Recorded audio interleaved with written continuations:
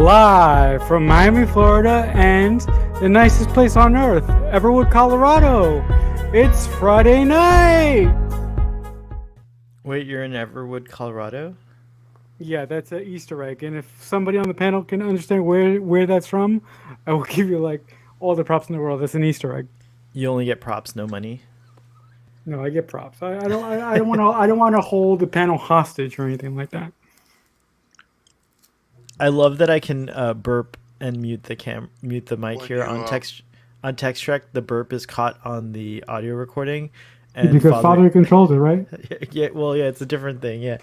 Hey Ruben. Hey Deputy Martian. Hey PJ. Hey Marcel. Thanks for coming on the program on the Chan. How's it going, guys? Isn't Everwood when you open an Easter egg, there's a tiny Jesus inside.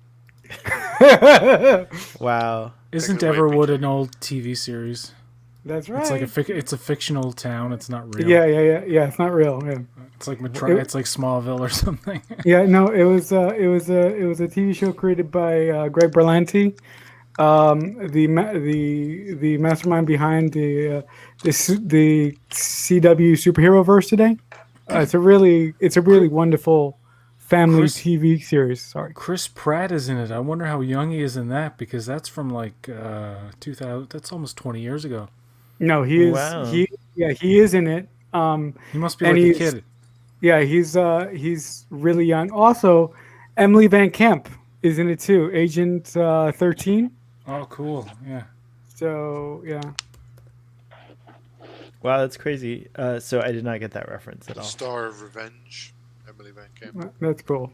Next week I got even a more. You've got to show the picture of Chris Pratt from the show Starfleet Boy. You're gonna like it. Wait, where is it? You sent it to. He looks like Paul Walker. Let me see. You sent it to the private. He's private totally chat? one. No. I mean, like, just look up Chris Pratt from Everwood. All He looks like, it's weird. He looks like a cross between Matthew McConaughey and I don't know, like Jack Tripper. I can't put my finger on it, but he looks like the Greatest American Hero guy. He should have played the Greatest American Hero. What a perfect William description. Cat. Yeah, William Cat. He should have played William Cat. Like, he should have been the new. At that age, he could have been the new Greatest American Hero. Oh my gosh, we missed out. Humanity. Look at this guy's out. hair, man. It's fucking. It's you gotta show it. All right, hold on. Oh my goodness. Chris Pratt is a babe, but he was like a fresh babe in these pictures. It's crazy. He's like, I don't know. When I saw it, I don't know why I thought Paul Walker for some reason. Yeah. No, there's a Paul Walker vibe too. Before he got Everwood, because Everwood was his first real paying job. He was living out of a van with his best friend, and he was waiting tables too. Thank you, PJ, for for this new search that I'll be doing. He could have been like if they made Riverdale back in the day. He could have been the Archie. Oh my god, he could be on all the things, man. Oh wow. Speaking of nerd foxes, so that's what I'm drinking tonight. It's called a Nerd Fox, and I'm wearing my Fox's hat. And we have a Nerd Fox right here. It's Chris Pratt. So this is very meta. I got the Modelos, the black label thing. I don't know if you guys can see that. Here, let's see. Hold on. Yeah. Boom. There you go. Let me Very actually. nice. Marcelo, do they have street corn in New York? I am not sure if they do, but I wouldn't be surprised if they do. Yeah. By the way, I tuned into Trek's. I tuned into your chat with Father a little late tonight. So when I popped in, you guys were talking about corn, and I completely forgot where that reference came from. That was from Lower Decks. Yeah. Yeah. Oh, you forgot before you heard. Okay, gotcha. I gotcha. Okay. I can't get over this Chris Pratt stuff. Sorry. Did you tweet out your After Dark, because there's like no viewers or commenters or anything? Yeah, we have one person watching. I don't know who they are.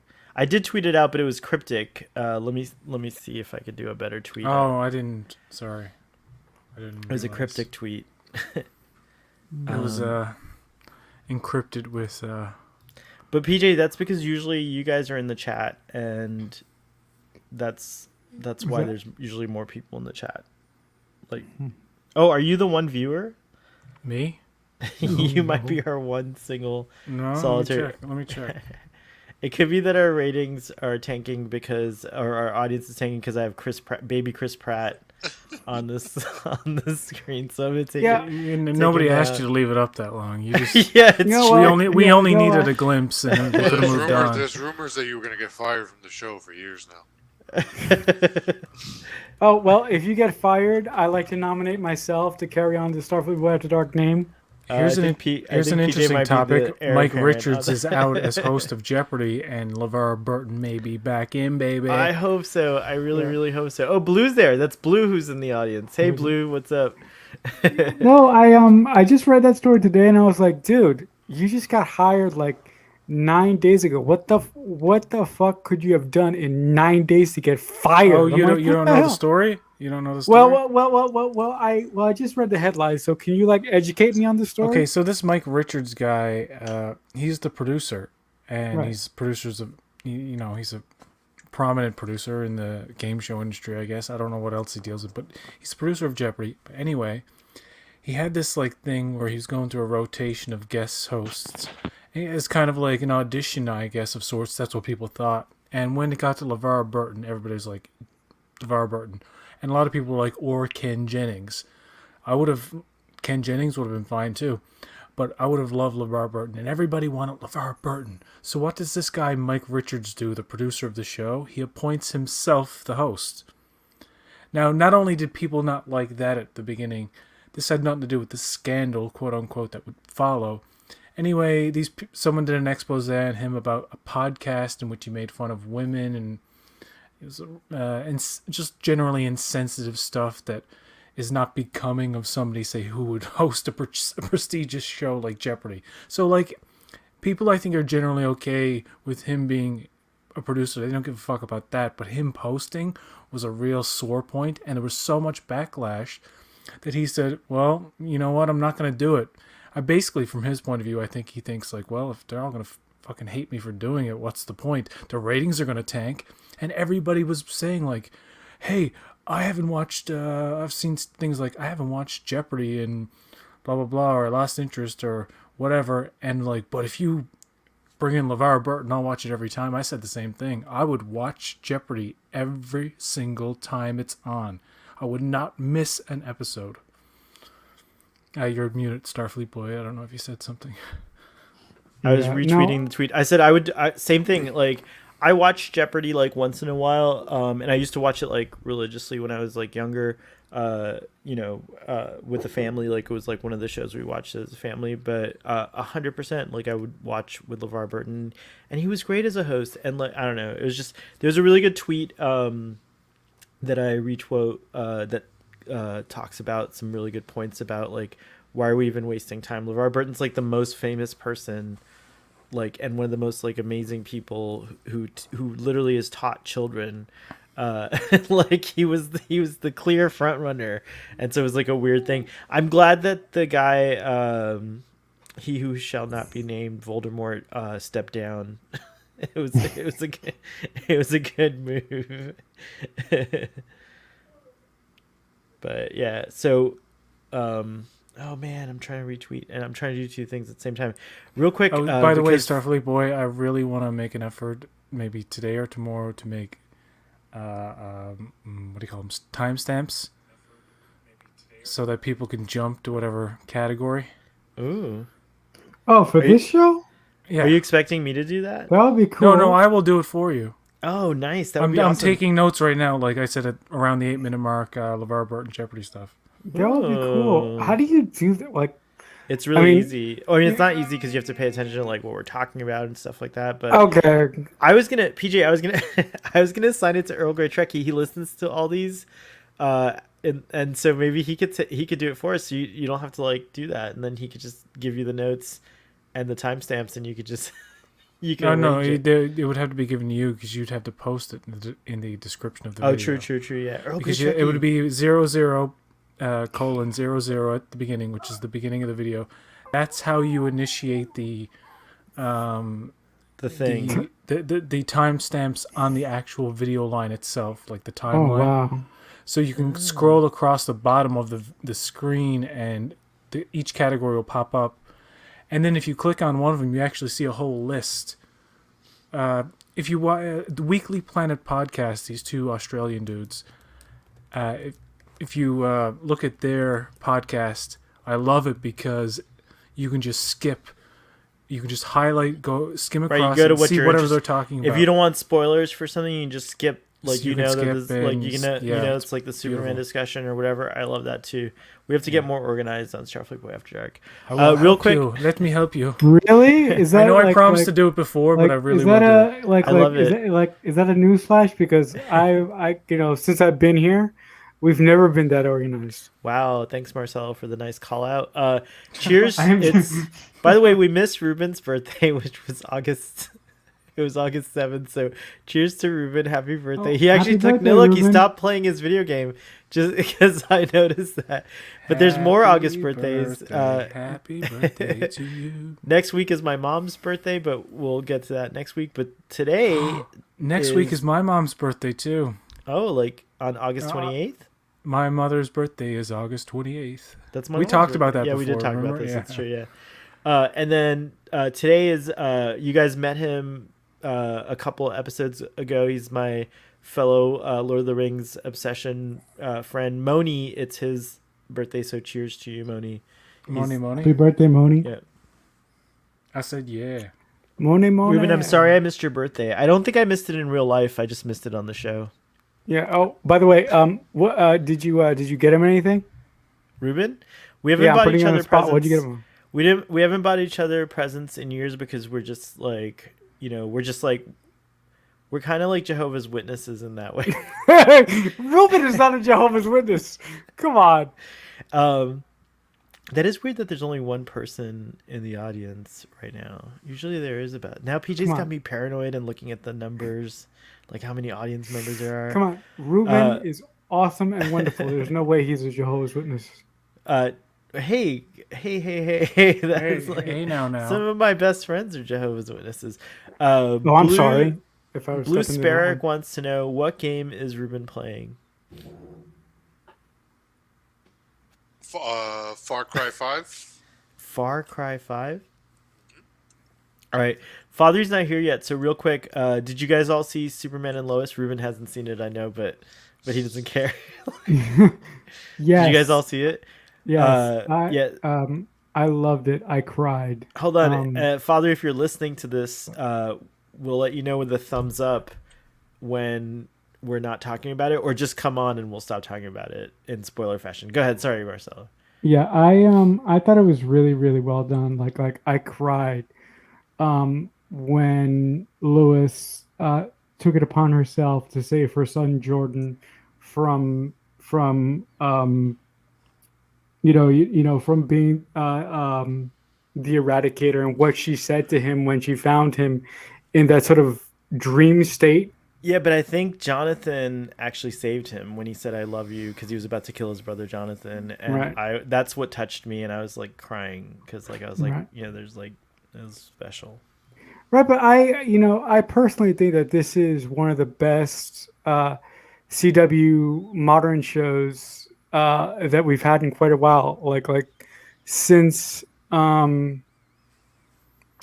Arrow, really, because Arrow really started this whole thing. Started a new era. Should I of watch superhero- Arrow? Like, should I start watching all those shows? Like Nope. Arrow? No, No, you don't need to. I mean, PJ's like no. I mean, the really cool thing about Arrow is that in the first season, Captain Jack is one of the is one of the main characters. Are you And, talking about John Barrowman? Yeah. And Oh, okay. I mean, I love Arrow. I've seen it I've seen the first season like 5 or 6 times. But listen to PJ. You Wow. don't need to. You don't- don't. The first 2 seasons of Arrow are actually pretty good, and then it Okay. just falls off. I Yeah. mean, I watched it for most of its run, but what would happen is I would get bored and have to play catch up like months later after the season had ended, and I'll be like, okay. And I kind of skipped over a few episodes too. But I mean, it did it's like the Iron Man of the CW verse, where it was like the OG. It started it all, and the first 2 seasons were pretty violent and dark, and like he straight up killed people in the first season without remorse, and it was bold, and they kind of sanitized his character over time, and of course, you know, the more you get into the crossovers and the multiple dimensions and multiple Earths, I mean, it can't help but kind of devolve a bit.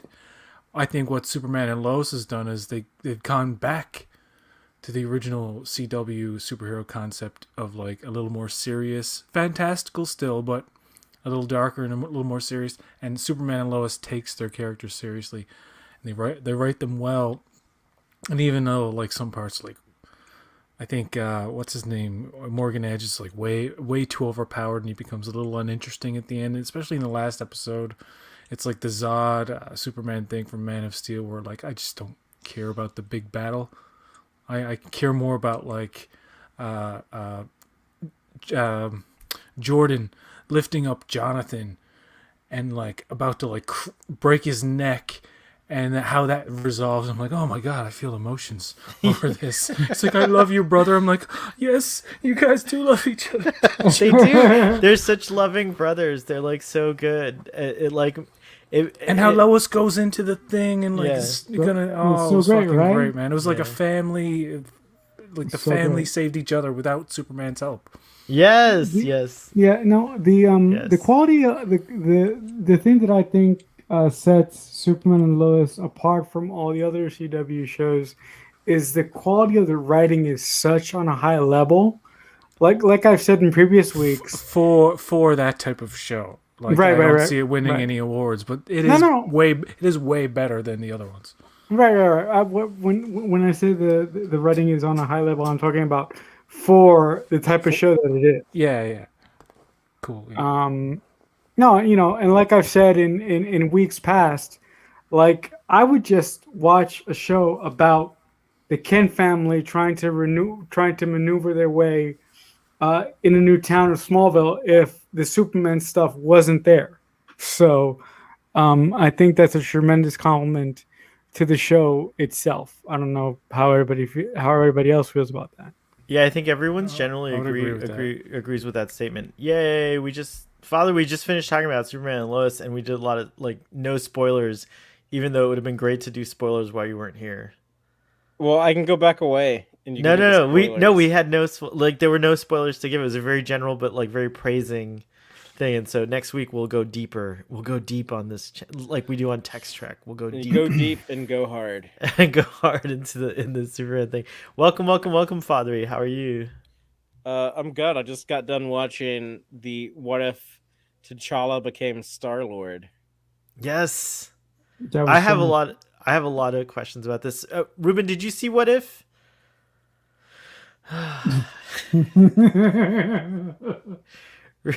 Ruben, what do you know about T'Challa? That's Black Panther. Yeah, and Like that's all you know about it. Do you know that? I mean, I didn't read Black Panther a lot, but so I just know general stuff. Do you guys recall we were doing this show when Chadwick Boseman's death? Like I like announced it on the air live. Yeah, it like totally threw me off. I actually didn't know who you were talking about at first, but like I was like, oh wait, no, and then it dawned on me. So that was sad, but this was one of his last voice performances, which is crazy. Like it's weird whenever someone who died, their work comes out posthumously. In the first episode, was that Chris Evans or was it someone else? No, it was someone else. That's what I thought. Someone else. It didn't sound like him. This episode had they will list they will show you in the opening credits who does the voices. Like, and this latest one, I was like, oh wow, Kurt Russell and Josh Brolin. I didn't expect any of that, right? Oh, I'm glad I didn't see that because I was surprised when Thanos showed up. I didn't know. Can we do a quick summary for Ruben, because he's never gonna watch it, but can we tell him just the plot, even though he might not be listening to us? Why, if he's never gonna watch it? Why tell him? Well, just so you could like go like know what we're talking about real quick. Like, Father, do you want to give a quick summary? Sure. Of the so episode? Ruben, are you Are you familiar with the Marvel Didn't What even If care. the Marvel What If comics? Yeah, I used to read them back in the day. Okay, so like they're doing that as an animated show, but it's like the MCU versions. The first one they did was what if Peggy Carter became the super soldier instead of Right. Steve Rogers? So she's basically like becomes like Captain Britain, and Steve Rogers, instead of being Captain America, he's still like a scrawny dude, but Howard Stark builds him like a 1940s style Iron Man armor, and he starts wearing that and becomes the Hydra Buster.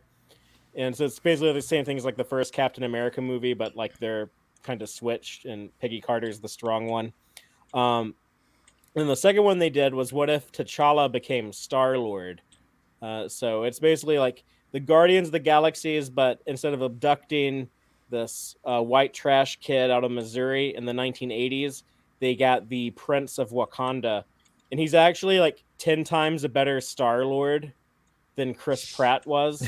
Like he's basically done like such a good job that like Thanos has become like a good guy and didn't try to like destroy half the universe. Which is outrageous, but also funny and awesome. Yeah, like instead of like the thing with like the Peter Quill Star Lord was like no one knew who or gave a shit who he was. They're like Star who, And he's like, a criminal, basically. Also, yeah. Instead of like T'Challa is such a badass that like when he shows up, people are like, "Oh my god, it's the famous Star Lord." he becomes a king of the galaxy in a weird way, but without the title. Like it's really cool. Like you could tell he's very princely, if you will. Yeah, he's not That was like a always one king of the of fun anyone. things about the what ifs is they could go crazy and just kind of do weird. Yeah, it was shit like really that. the second one was really good. It was actually like pretty well thought out, I thought, and it was a lot of fun. It had such an Ocean's 11 vibe. Oh, interesting. Blue wants to know, do you guys think it's strange that both Lower Decks and What If this week were like very similar? That kind of thing happens. Like I remember when Like how? Armageddon and Deep Impact came out the same time. I think I think Blue means like the collections. The like, and collector. the Easter eggs. There were like there was a X-wing in this episode of What If. They There both was- had a collector as a bad guy. as a bad guy. They both had like lots of like little nods. Howard the Duck, Easter egg. Yeah, there was just Easter eggs and references. Howard the Duck was. Did you hear who the voice was? Was it Seth Green? Yes. Because that's who played him in the movies. The Guardians of the Movies. Galaxy movies. In the Guardian of the Galaxy movies, he appears in the Collector's Collection. No, Wait. somewhere else. He has a speaking role in the Guardians movies. Yeah, he speaks in the first one when it showed him in like the post credit scene. Oh yeah, Yeah. the post credit. Yeah. Yeah. And then he spoke in the second Guardians movie when he's in the bar that With Yondu Sylvester was at. Stallone and all those guys. Yeah, he's like, yeah, okay, I once you remember go that duck, now. you never go back, or something like that. Oh, and Seth Green did do that voice too, right? Yeah, or maybe it was Okay, like, well once you that's go quack, cool. you I never forgot go all back. about. I haven't seen Guardians 2 since like the theater. Yeah, I I'm should weird. watch it I on actually, Disney I Plus. actually like Guardians 2 more than Guardians 1. It's not as tight of a story, but I like the character-centric stuff a lot more.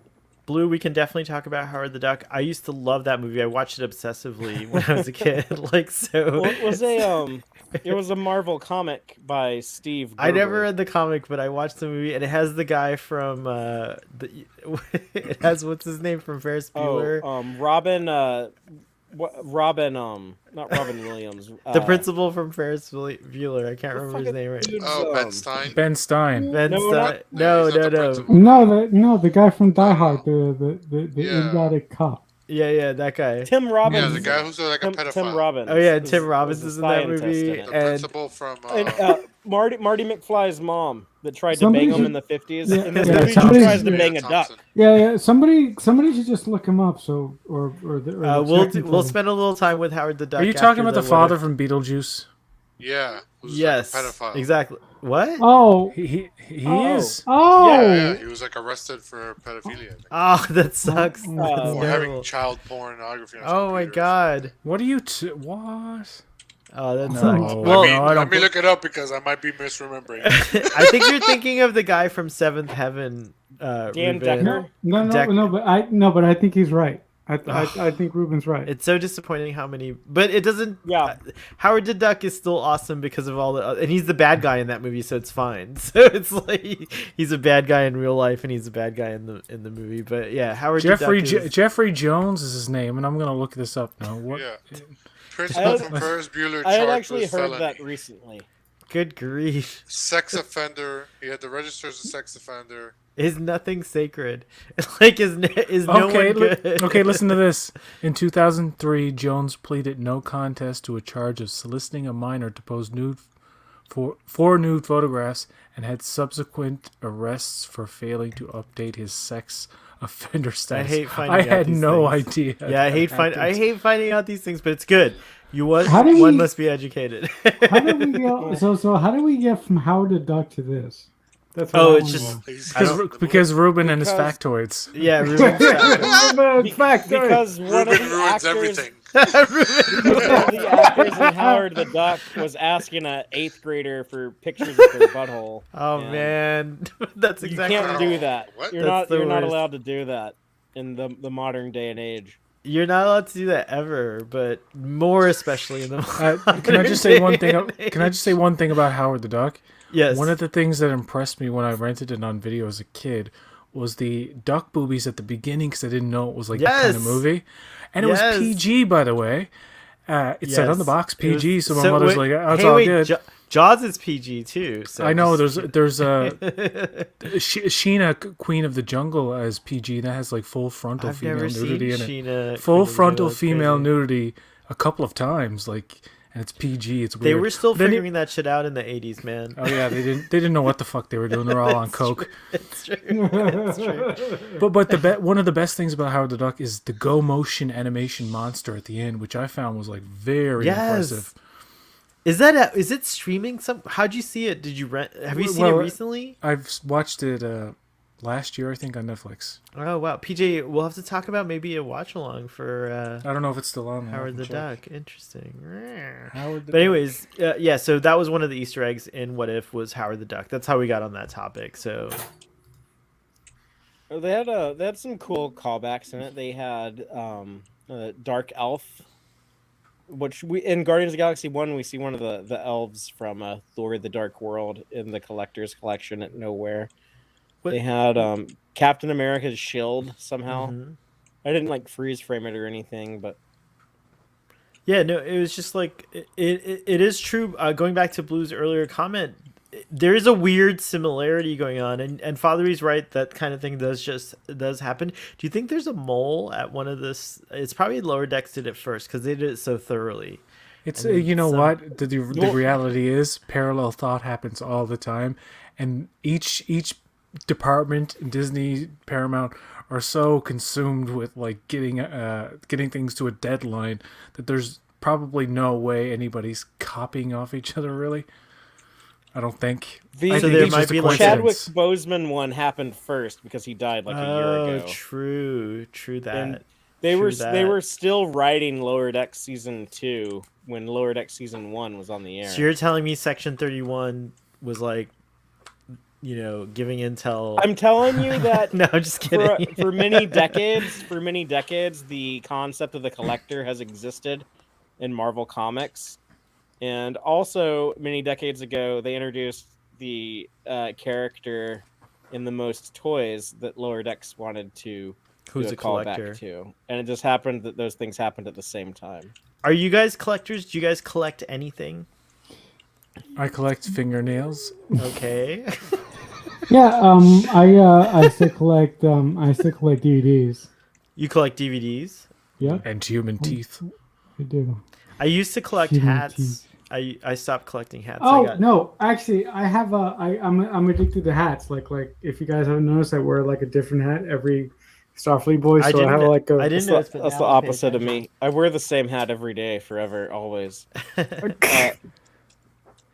I Ruben- collect a lot of Oh, sorry. Go ahead. a lot Father. of books, like a lot of like Star Trek books of not So you're- like the novels, but like Like Stuff- reference books. Yeah, reference book like the stuff like the encyclopedia or Aaron Harvey's book, which I meant to hype up today on Text Trek, and I forgot Hype it up to. now because everyone should get it, and I need to get it. I don't have it, and I So need so to what get it. so so You what is need that to like get it. like a do. manual? No, he's written a couple books, but one is the book about TOS, basically. I mean TAS, the animated series of the Star Trek. Guide to the Animated Series. Yeah. Because he needs to be able to do a book like that for Lower Decks and for Prodigy and all these I think animated shows. I wouldn't be if- surprised if he's working on it. If you want him to do those, then you gotta buy the current book because that's how you get someone to get more work is if you support their make it existing show work. and make Ruben tell what he collects while I go order the book. I'll be back. Ruben, what do you collect, Deputy Martian? I guess playing cards. Whenever I travel, I collect Playing playing cards cards. wherever I go. Interesting. Like poker cards? It's like a deck of Yeah. cards. Like a deck of cards, but wherever Not I like go. Pokemon or Magic or anything like that. No, I mean I did collect Magic at a time, but not anymore. Yeah. My biological mother, when she was still around, she had this. She like had this obsession with collecting different matchbook cases from all across the country. Like every time she would go somewhere, she would take like a specific matchbox, like a specific set of matches from the place that she'd just been to, and then she would just give it to me. And in my living room, I have like this big giant glass case full of matches from all across the country. So, I used to Sorry. collect stamps. yeah, sorry if I stepped on your thunder there, Ruben. No, I didn't have any thunder. It was more Yeah. like Rice Krispie treats. Rice Krispie treats. Mm. Yeah, snap, crackle. Father, I'm interested. Like you said that you collect, like Star Trek books, like manuals and stuff. But do you like any like Star Trek fiction, like any of the books, basically? Not really, not so much anymore. I've read a couple in the last few years, and I used to read a few when I was younger. But I don't know. I spend more time like revisiting the shows and movies. That I oh yeah, there's Oh, is it? Aaron's book, and there's Okay. Aaron right there. I did what I said. And Okay. it's gonna No, arrive on Sunday. No, so I'm so Buy excited. buy one for all the rest of us and ship it to our Oh, addresses. shiitake mushrooms. All right, Shiitake. send me your addresses in the private chat, or actually send it to me on my DMs. I'm good. I already have one. All right, so done. Starfleet Boy is a person of his word. Do you guys, yeah, do you guys think that that somebody is going to release like a ship model of Cerritos? Because Yes, Eagle Moss. because I've been noticing that like a lot of fans on Trek Twitter have been begging for that, and I'm like, maybe Eagle Moss will do that. Maybe. I'm not sure don't know. though. I think Yeah. no. I mean, sorry, not maybe. Definitely Eagle Moss will, but I don't know who else. Especially AMT might now do that one. they have this higher res version of the. It looks really good, by the way, but I actually kind of prefer the season 1 Cerritos just because Cerritos? it looked more cartoony.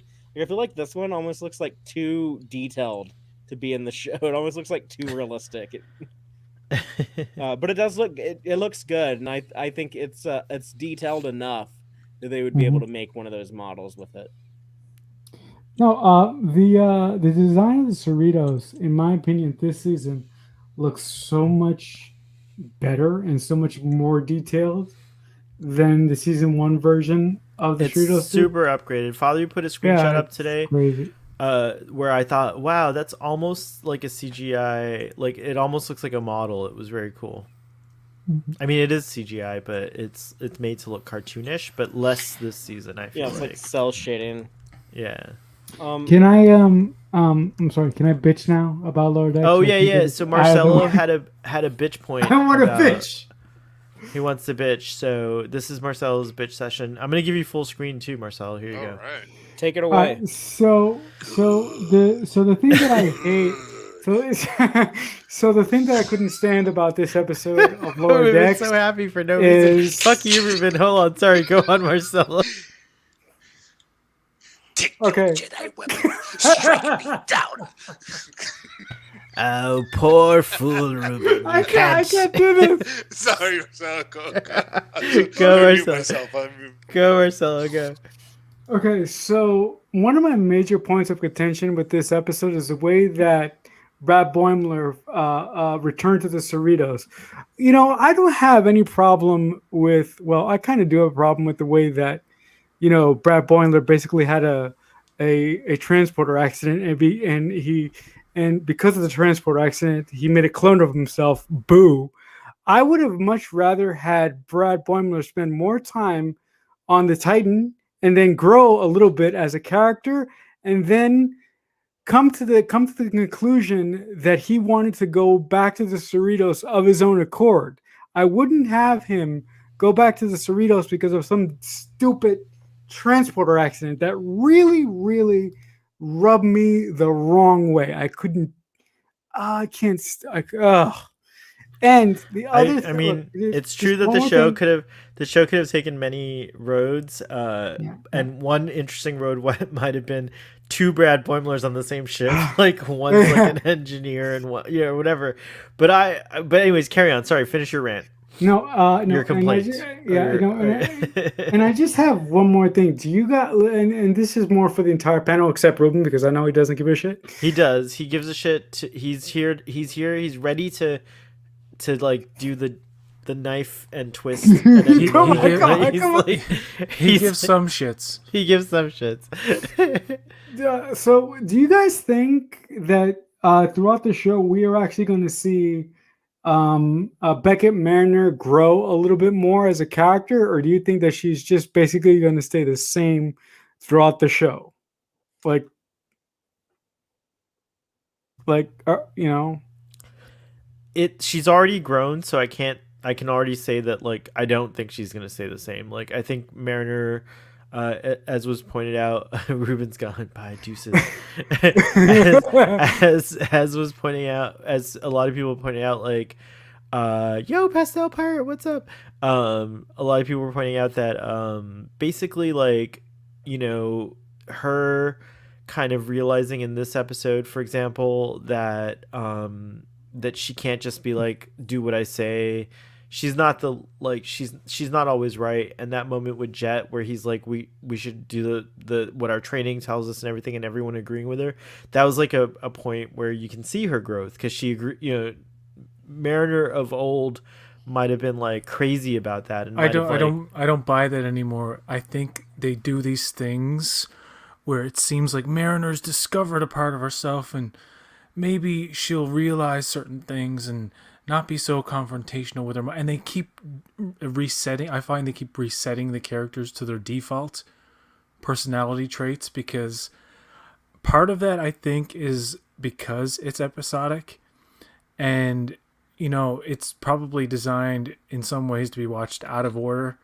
And to have characters constantly evolve and change might be an issue. It's That's like a the great whole point. thing. It's like the whole thing with Are we gonna cartoons face and why that they don't with- change their clothing, because it's too hard to keep track of, and because animators are working on different things at different times. Anyway, that's a different thing. That's But a really good point. I think in the case of Lower Decks, if they're gonna do like long character arcs throughout a season, it might be like very, very subtle. Like I think Mariner's still gonna be that, you know, like she's shot. brave. She can get the job done. She usually has the solution and all this, but she's very abrasive and rude. She might doesn't always really, have a she's not beef. open to suggestion. And in this end of this episode, this last episode, there's a nice scene between her and Jet where they kind of like realize we're not, you know, we're probably, you know, a little too arrogant or a little too sure of ourselves. Maybe we should ask for help from Tendi and Rutherford. And of course they have the solution. But it's like, I think it's going to reset to, they're just going to be the same way next time and learn another lesson that doesn't carry over. Can I give a quick? I don't know. Can I give a quick humble brag moment? Father Text Track is on fire because last week John Van Siders liked a tweet that I did about Text Track, and today Jerry O'Connell retweeted my Text Track tweet. Oh, cool. Jerry By the way, O'Connell. Yeah, Father, what Jerry do you- O'Connell who's awesome, by the way, who I adore.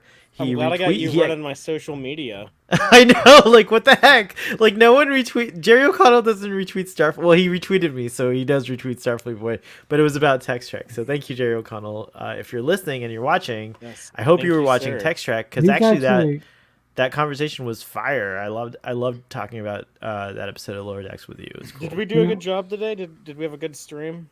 Yes, it was quite good. Yeah, I thought you guys The did. best thing I thought about it- your I thought channel it is that you sucked. go through all the little things that I have no patience to look up myself. No, you Do guys. you know how you hard guys, that is? I It's know, hard. I can imagine it's very What are you saying, frustrating. Marcelo? No, but Marcelo? I'm sorry for interrupting all No, of you. go No, ahead, don't go ahead. apologize. Yeah. No, the Don't great ever thing say that you you're do, the great thing that you guys do on Text Track and that a lot of YouTubers do is that you guys get into the minutia of the episode to the point of madness. So I really appreciate that. To the I point really- of madness. Thank you. I don't know. That's what the goal is. That's what we try to do to set us apart. Is that we're deep in the heart of Texas and we have deep talks. It was a deep Yeah. talk. I feel like I went a 'cause little I too. can't think of a better way to brand it other than that. I feel like I might have gone too far with my deep thoughts, but I still felt like it was a solid conversation. I enjoyed it very much. Thank you, Father. No, it was, No. it was, Rapunky, it was wonderful. when he When joined, he joined the seven. Seven. I really like Kayshawn's voice. What's the name of that comedian who plays him? I can't remember.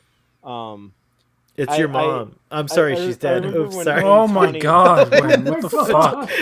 I'm so sorry. That's like one of my favorite jokes, and I do that all the time. I apologize, Father. I do that too. I've never But- heard that joke before. There was one of the videos they made with Tawny Newsome and the other people talking about like the new season before it came out. I don't know if it was from San Diego Comic Con or something else. I think it was there. It was SDCC when they announced Kayshawn. She said the name of the comedian, and he's a dude from Comedy Bang Bang, but I can't remember his name. But I liked the character so much, and I just like the voice. But I want to go watch that dude's other work.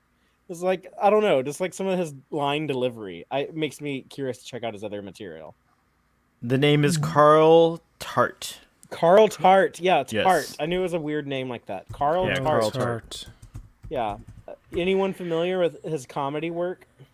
No, No, I'm not. I'm gonna look him Looking up at a though picture now. of him now, he I've never heard of that guy, unfortunately. no, haven't seen him before. Father, you're in charge until I get back. I have to make another drink. Bye. he's Oh, in, that's he's in the Daniel Radcliffe show Miracle Workers, which I heard is like very, very funny. Oh shit! I Daniel had come back Radcliffe just to say is- that I saw Daniel Radcliffe singing "She'll Be Coming," singing "She'll What? Be Coming Round the Mountain" when she comes. I can't. I don't think we can play it on Starfleet Boy After Dark. We just go Miracle Workers. I never wanted to watch that show before, but now I have to watch it. The current season is called Oregon Trail, so I think they're kind of making fun of like what's that The video horror? game? No, the horror. Yeah, well, no, every no, the season's a video different game. like name. No, but they're making fun of like American Horror Story, how it's like Coven, blah blah blah. So I think this season's Oregon Trail, and which, by the way, I heard Oregon Trail's available as a video game, so I got to play that again because I love that game. All right, Wait a bye. minute. Wait, you Daniel well, Radcliffe wait, is wait, awesome he goes on away. Hot Okay. Ones. His episode of Hot Ones. You guys ever watched Hot Ones? No. Yeah, I love Hot Ones. Hot Daniel Ones is so Radcliffe is much Harry fun. Potter, right? Yeah. Yeah. He was hilarious on Hot Ones. Yeah. I don't think I've ever seen anything that he's in. Wait, well, hold it. You've never seen Harry Potter? I've never watched a single Harry Potter movie or ever read a single Harry Potter book. Well, the books I can forgive you on, but you've. Okay, all right. You should see some Harry Potter if you have the chance, because it's really good. You know what? You know what Harry Potter is? It's a lot of fluff at the beginning. I gotta be honest. Yeah. The second one has some like revolutionary special effects for the time. I remember seeing the first one in theaters and like really not enjoying it and really criticizing the subpar, very cartoony effects. Then the second one got a bit better, and then the third one is kind of like dark and mysterious. It's completely different, like aesthetic. And the first three are okay.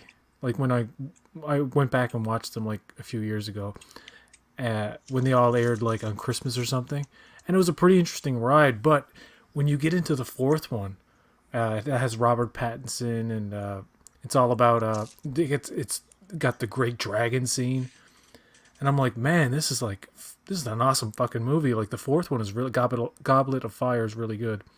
The fifth one, it's okay. It's got really great special effects, but it's kind of dull. It's a little dark too. But then what's the Blood Prince, the sixth one? Yeah, the Half Blood Prince. Yeah. The Half Blood Prince. That's a really slow but interesting movie. And then you get into the later ones, and it's just like fucking all out, and like it gets really like crazy and just really entertaining. And Maggie Smith, I fucking love Maggie Smith in them. And I like the two Dumbledores.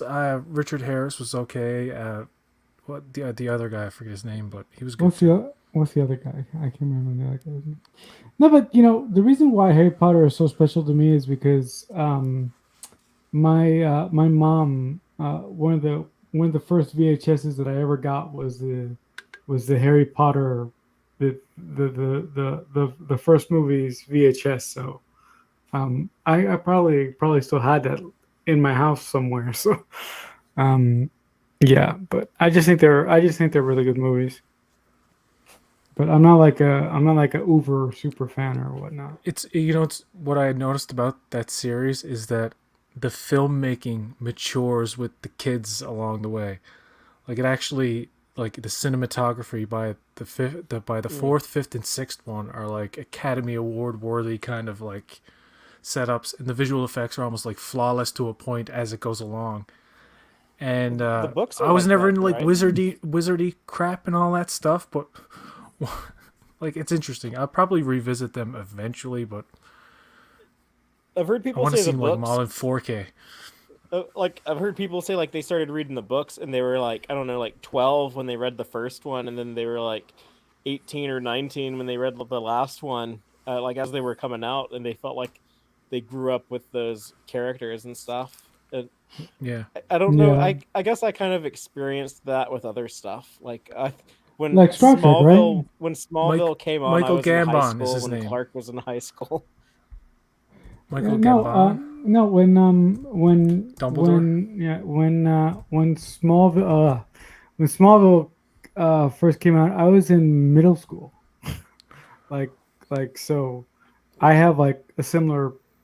I love Smallville. By the way, Let me that tell you, that's amazing. 2001 was a crazy time to be in high school because you had Smallville on TV, you had people flying airplanes into buildings, you had Oof.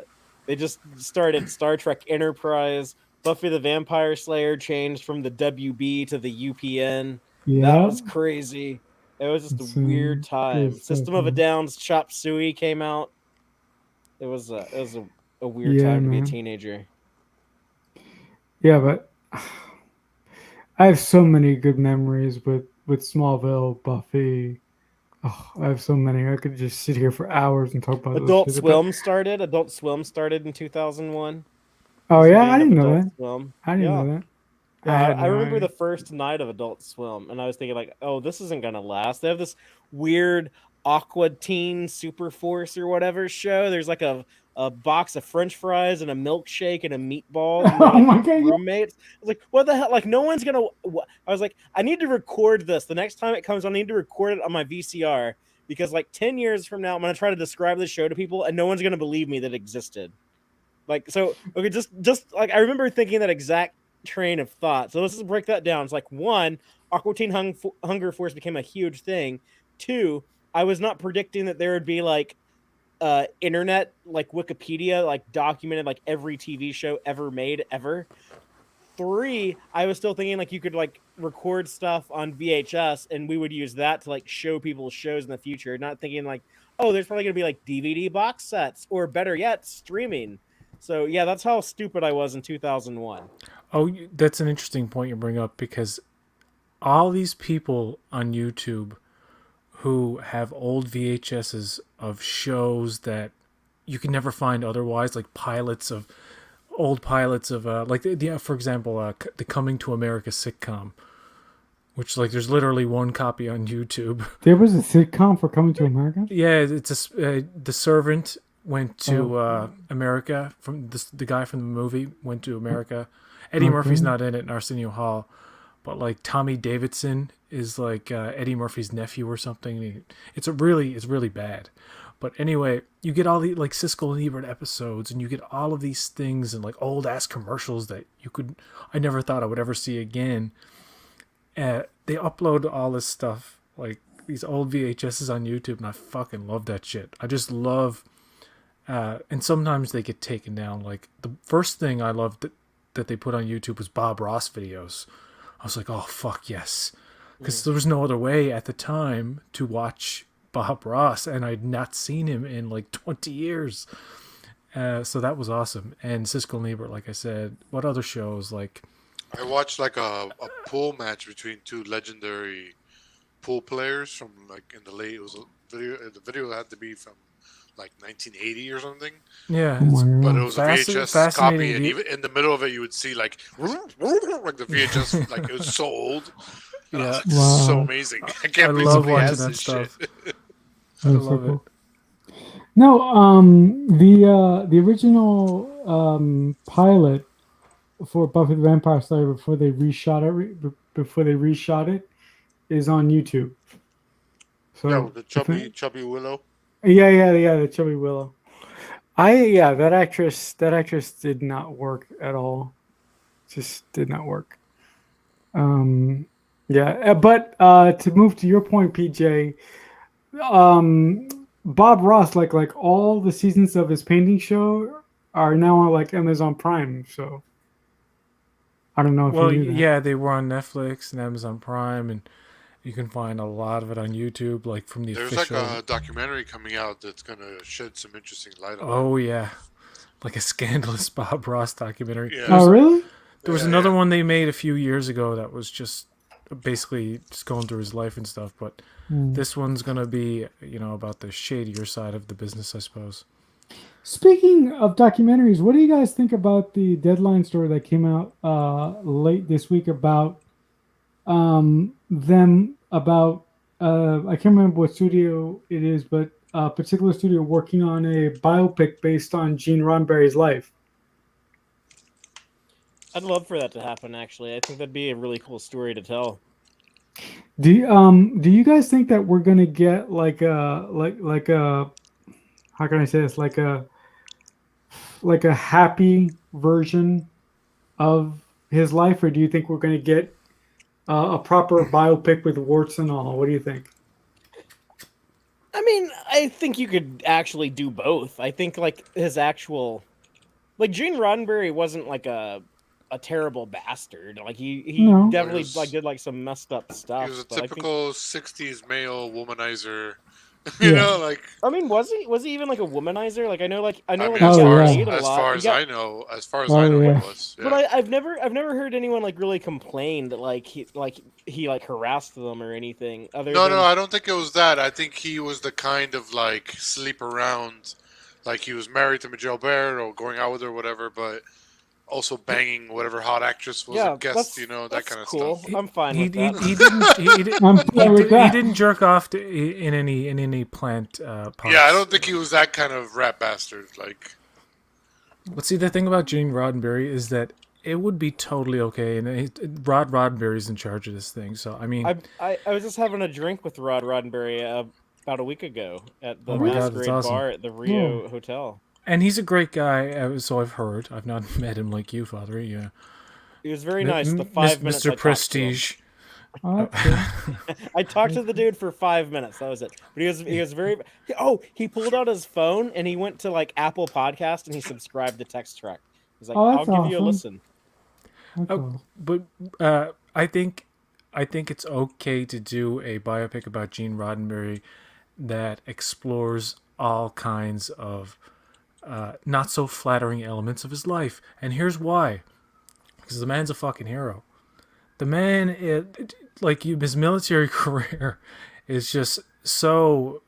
He's literally he's a hero. He's a superhero. Like he survived 2 plane crashes, I believe. He was a fight. He's saved multiple lives. I'm sure he's killed people. That's part of the war too, obviously. But his ideas about inclusion and stuff like that. And I know you had to play the game back then of not going all the way, like having like a gay character and all that stuff. That's perfectly understandable.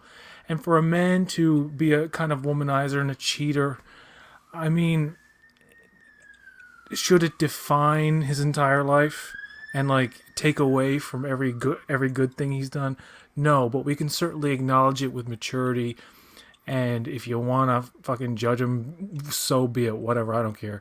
But I just look at it as, make a biopic that explores the darker elements, but the main focus should be on Star Trek. And like, I don't want a whole thing where like Star Trek's something on this in the background and like it's kind of touched on. I want scenes where he's like pitching the idea, and like I want them to do a whole like fucking like segment about the letter writing campaign to save the show and just all of that, and like right up until where TNG starts and all this stuff, and have actual fucking actors play William Shatner and DeForest Kelly, and I would love to see that. And then further on, have actors see the actors play Picard and all this stuff. Right? That would be the best biopic ever, in my opinion. It's the only one I would be truly interested in. I think the good stopping point would probably actually be the letter writing campaign to get the 3rd season, because after that, that was like the last domino that needed to fall into place. Like after that, after Star Trek had enough episodes that it became like a viable syndication. I think they might go to his death though, like right up there. Well, you think they'll stop like right in the 60s or the 60s? So you think, PJ, they're gonna go all the way up to 1992? Was it 92 or 91, Father? When was it? 91. 91. Okay, he's been 30 years. My God. Wow, that's crazy. So you don't think they'll go right up to 91, Father? I mean, there's nothing like really cool that happened after. He got to like come back to make like a cartoon and make some movies and make like the Next Generation, but I don't think like I think that's like a good stopping point. Is like when Star Trek became like a big enough deal that he was able to like and B. Joe Trimble and John Trimble were able to like come together and with a bunch of like weirdos that were big Star Trek fans have like this huge letter writing campaign and give the show a 3rd season. That guaranteed the success of the Star Trek franchise, because after that it became like this huge hit in syndication. You had like this whole generation in the 70s who were watching the reruns after school, and they were buying the Mego toys, and they were watching the animated series, and then they were the ones who the motion picture made a shitload of money when it came out in December of 79. They were the ones like lining up around the block to go see it. Well, if they had that ending, what would be cool, instead of like, the typical like paragraph of like what happened to him and he died and blah blah blah, they could do like during all the credits just show clips of like what happens beyond that. Like the movie gets made, like reporting Entertainment Tonight, like the new Star Trek II with William Shatner grosses, like it shows the success of the franchise, and like we got a new TNG, and then like it just like it has all the credits are just like where Star Trek has gone beyond that. If they ended it at the letter writing campaign type of thing. So hell, if you can hear me, like let me share my screen. Ooh. What do you got? I don't know if he's nearby. Don't worry. It's totally. Where are you, Father? I mean, Starfleet Boy. No, but one more final question I have about the documentary.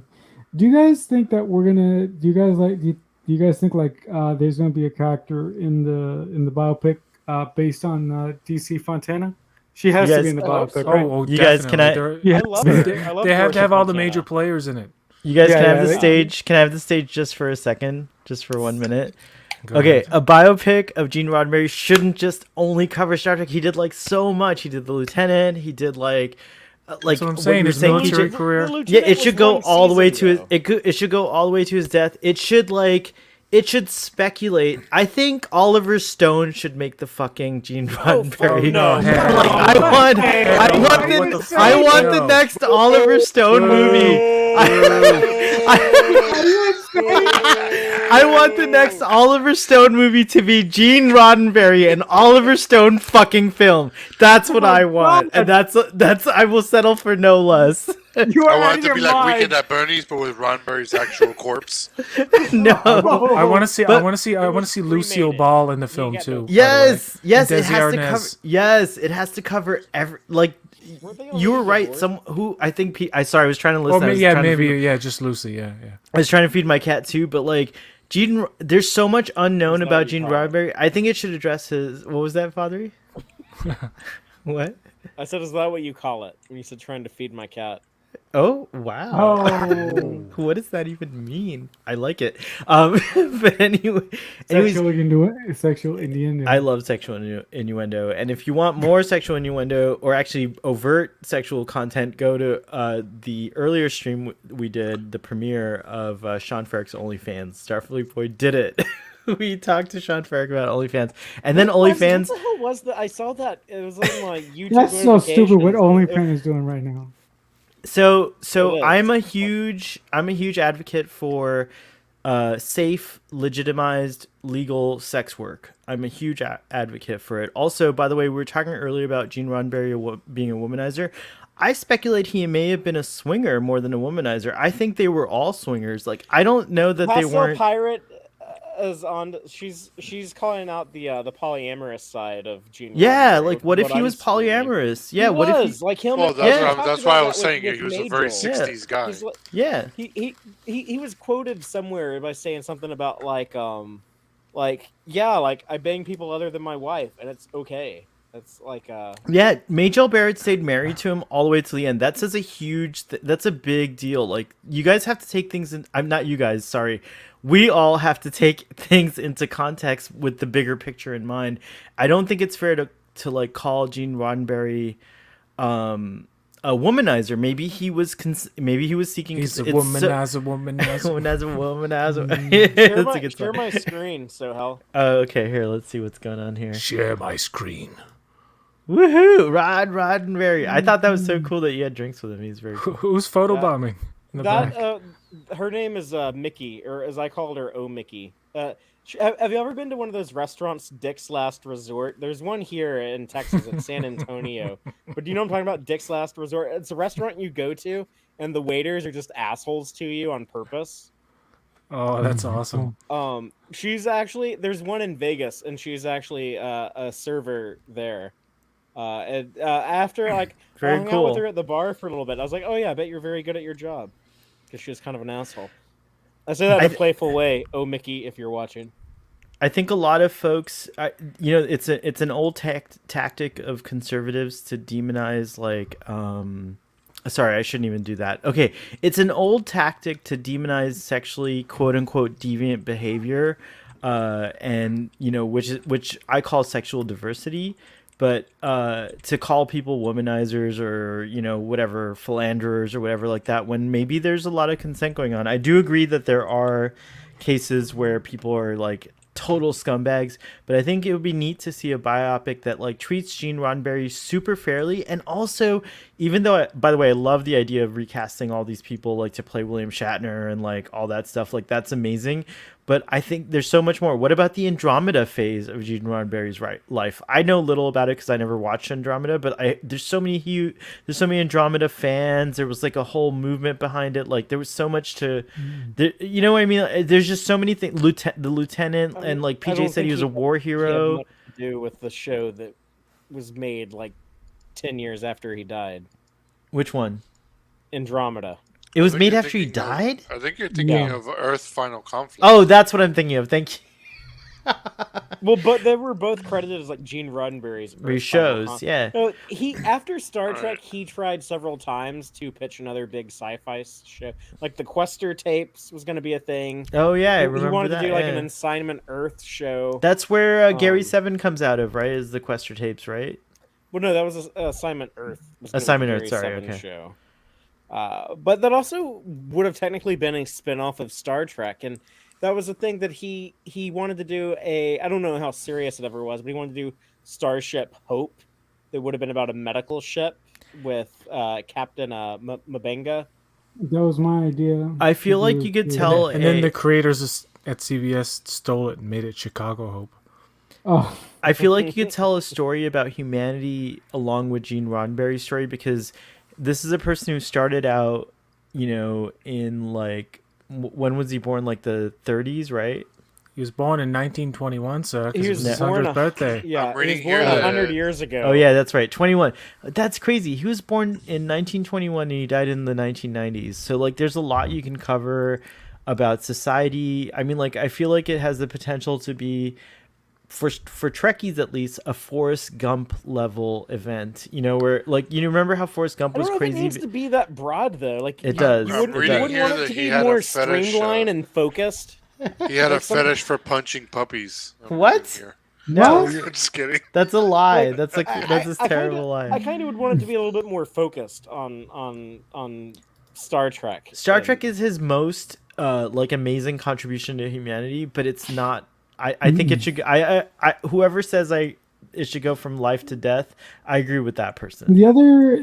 No, that's too much to do in like a 2-hour movie. It would just be all over the place. It's It's a documentary. It could be 3 hours long if they want it to be. Oh, I think It's a I thought we were talking biopic, about no. a Oh, biopic. biopic, I thought sorry, we were talking about a biopic. biopic. It's gonna be Yeah. a movie. Let's make it the most epic biopic in the world. 3 No, hours the long. the other thing that I'm very curious about, that I want to know about, is why didn't he take care of his health? Like, was there nobody in his life who noticed that he was suffering from like mini strokes? Is there nobody who said, Oh, see, "Gene, there's you- this you is the know?" thing. Like, this is why there needs to be a biopic in general, is because there's so many aspects of a person. Like, I didn't know. I forgot. I remember reading that, but I forgot about it. It's like different people focus on different things about It people, was going right? on in the 80s. Yeah. He started having like this serious health issues in the 80s. I'm the having a Next micro Generation. stroke right now talking about Gene Rod. No, I'm just kidding. Sorry. What? That was No, please tell terrible. me No, you're I'm not. no, I'm just kidding. I'm terrible. That was terrible. Sorry. I should make it show again. But I guess I'm just excited because I think Gene Roddenberry is an interesting person. I know he's flawed. I know he's not perfect, but I don't know of any human that is perfect. Like, No, you know, nobody's like, perfect, no. so I would like to explore that I mean, a little bit. compared Wow, to a Ruben's lot like, A lot of the No. powerful dudes in Hollywood, Gene Roddenberry is arguably a saint compared to compared a lot to of those yeah, people. yeah, it's true. You We have know, a ton of Yeah, like ton of comments. he was banging all these like Majel Barrett, the actress that he kept trying to put back in Nichelle the show. Nichols. Nichelle Nichols. She told me uh, I don't want to disclose. Never mind. Oh, come on, you can't do that to us. Nichelle Nichols has a terrible condition. My dad has it too. I spent some time with Nichelle Nichols. She told me she wanted me wanted to take me out of the town. I can tell you that much. We had a lovely conversation. I think she thought I was cute, which is awesome. I wish I was straight for the first time in my life, because I would totally love to have had an sexual adventure with Nichelle Nichols. And she told me a lot of stories, and it was good. But I don't know. I don't want to say it. I wish she just said it was Gene Roddenberry. Yes, was like, she says he's misunderstood. That's the gist of what she told me. Yeah, like none of these women that he had these affairs with, to my knowledge, like none of them, like they all seem to think he was a good dude. Mm. So Yeah, he was just a No. 60s Playboy type. Yeah, 60s, yeah. No, but I often wonder, like, for some reason, I wonder stupid shit like that makes no sense. I often wonder what kind of stories would someone like Gene Roddenberry tell if he was still around today with Netflix and like what kind of crazy shit would come out of that guy's head? I don't know. He'd probably be like, "I'm 100 years old. I don't even know what I'm talking." Oh my god! Saturday, I saw William Shatner on stage, and he's 90. So Oh wow! he's only Hey, 10 years behind Roddenberry. Hey, Father, you've had a couple of encounters with William Shatner now. Like, where do you rank this encounter with William Shatner among your encounters? Considering that this is the oldest he's ever been, I mean, obviously it was the most recent, but yeah, at 90 years old, he is so energized. He was like on his feet the whole hour, going like back and forth from the left side of the stage to the right side of the stage, and he did make like a lot of jokes about like being old and like about to die soon, and like talking about like a lot of you like probably hope that I die like right after I sign your autograph, so it'll be worth more because it'll be like the last one I sign, or like I don't know, just like saying stuff like that the whole time. My next statement is a trigger warning. First of all, I'll have more questions about this. We'll save it for a possible project we're working on tomorrow. But my next statement is Let's a trigger. talk about that later. Yeah, my next statement is a trigger warning. I'd like to say that Ruben is sainted on this channel because he's the only person in this room, as far as I know, in this panel that William Shatner's actually touched. And when William Shatner touched whoa, where did he touch him before we Ruben, get or Ruben touched him? I'll show you where he touched him. Oh, I'll show you God. where. I need to know. I think. Wow, Ruben, please wait. We're only I only need more R-rated info before I can co-sign on what we're talking Anyways, about. I think it was either William Shatner touched him or he touched William Shatner. I'm not sure, but Ruben had a profound experience. I think we have it documented on my Picard discussions with him, but Ruben had a profound experience. It's almost like how people describe like when they're in the presence of, like, again, this is trigger warning, it's religious iconography, but when they're in the presence of Jesus, for example. Ruben, do you dispute what I'm saying? Like, do you want to tell the story of how you met William Shatner? Like, All right. do you want to retell the story of how you? Whatever. Con niece paid for a picture. I stood next to William Shatner and I put my hand on his shoulder. He's like, "Don't touch me." And I just put my hand on his shoulder like that. If I recall correctly, I literally whispered in his ear, "Thank you for everything you've done." Yes. And he was like, "Oh, thank you very much." And then the picture, and that's it. Yeah, you only get. But it was, seconds. I haven't washed his hand actually in 4 years since that happened. Yeah, you only get a few minutes. I had a Nana visitor, and I had Nana visitor on one side, and I had Gates McFadden on the other side. And I swear to you that it was transcendental. Like, it's weird. We shouldn't worship people, but the fact of the matter remains, when you've seen someone growing up, like, and you've like watched every, like, you've learned every nuance of their performance, and when you meet that person in real life, there's like a psychedelic, weird, trippy thing that happens where you're like, is this the real life? Is this just fantasy? And that's what, and I feel like that's what happened. Y'all saw the picture I posted with me and Chase Masterson, right? Yes, that is an epic picture. You're like, are we talking about this today, or are we gonna save all these? We can tease it. We can tease it. All right, tease it. All right, tease it. Go ahead. Show the picture tomorrow. Okay, perfect. But yeah, like, I mean, like, I've had a crush on her since like 1995, or whenever. So like, yeah, that was like a serious moment for me. You know what's funny is, like, right after that, Did you get a serious something else? What do you mean, like a serious something else? Like when you were dipping her, man, I would have been like, yeah. Father I need was to take some. Masterson. Need to take some saltpeter like or something. Like, not like, I mean, maybe for like a split second, maybe like 5% or 12% at most, but like not anything that would like classify as like semi. Cancelled. 12%. You don't even know what I was talking about. I was just saying numbers and stuff. But no, like right after I took that picture, I walked over. I talked to Ren the Andorian, Noah Averback Katz. Yeah, I got like a picture of him. But he was like, "How are you doing, man?" I was like, "Oh, pretty good. I just like got a selfie with Chase Masterson. I've been like in love with her since 1995." And he was like, "Oh, well, I'm sorry I'm not as pretty as Chase Masterson, but I hope it's nice to meet me too." Yeah, but he's fucking married to Mary Wiseman, and Lucky bastard. And that relationship, a little nepotism, but no, it's okay. That he deserves it. He's like a super. He's amazing. But anyways, I just for whatever reason I had like some Disco season 3 on, like autoplay. Paramount Plus like autoplays shows now, and I had it on when I was working on my stuff for the Text Trek show tonight. It was last night or the night before. It just happened to be on the TV in the room next to me, and I saw like a scene between like a Ren and it was like his death scene, like right before like Osira kills him. Yeah. And like I could like barely hear it. I was kind of like looking at like his face and his eyes, and like it hit me. I was like, man, he actually gives a really, really good standout performance. Like he was very good in that role. Yeah. Very cool. Was, by the way, can I give a little plug to PJ and I have watched every single Star Trek Discovery episode so far. And we've done a commentary for it. Those are available on Boat Wreck, right? Yeah, and minus 2 episodes, which fucking Trek on the Tube, who insulted me today. No, I'm just kidding. I love him. But but anyways, PJ, he was salty today. He's in a bad mood. He's in a bad mood because, and I get this. There's a whole thing. Can we spend a moment? I need to go to the chat because there's a lot of comments, but.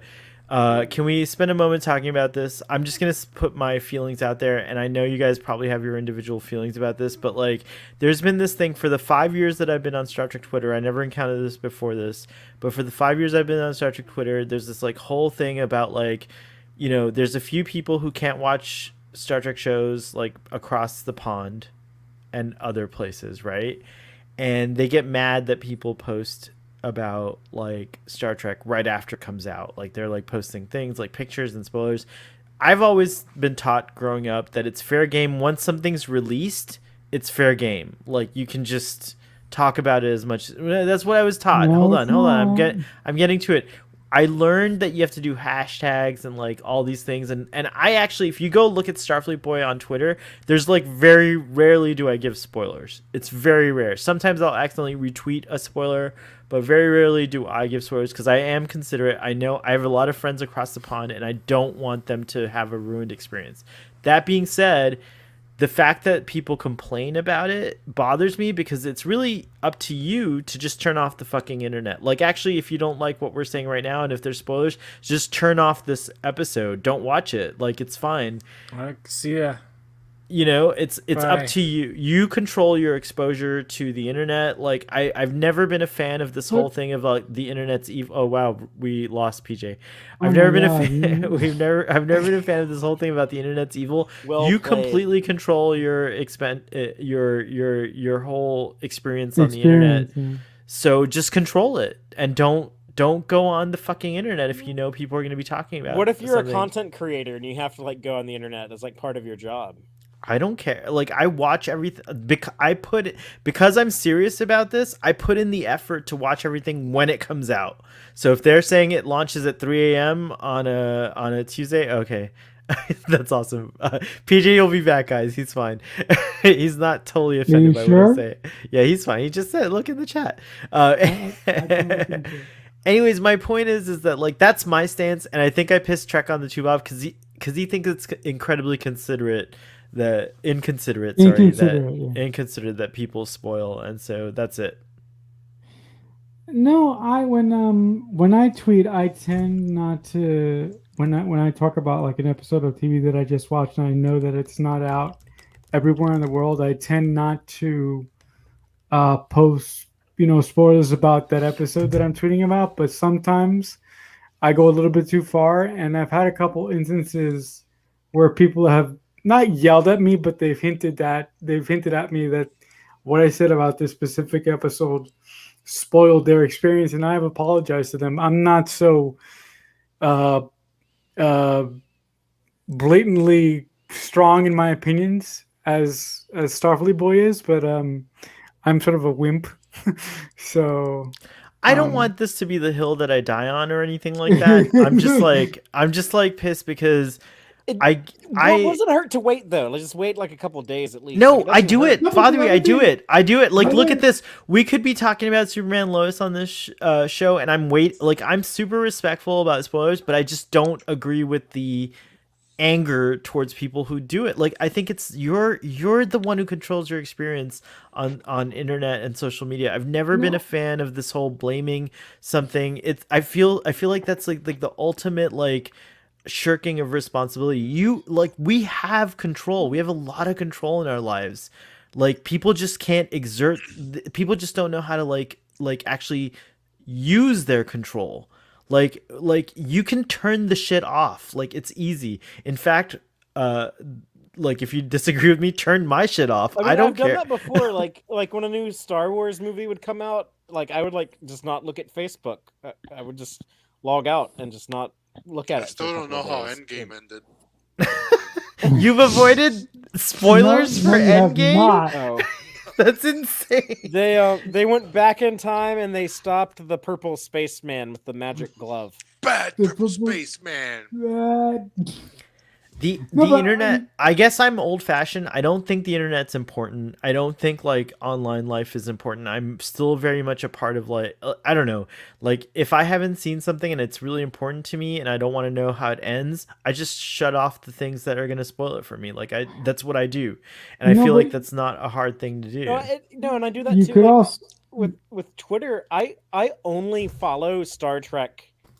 Really, if you don't have like Star Trek in your bio, or if you don't like have like a Star Trek profile picture or like something, if there's not like some connection to like Star Trek with you, like I don't follow you. Because like I didn't use Twitter before. Is that why you don't follow? Is that why you don't follow me? Sorry. I think I do follow you actually.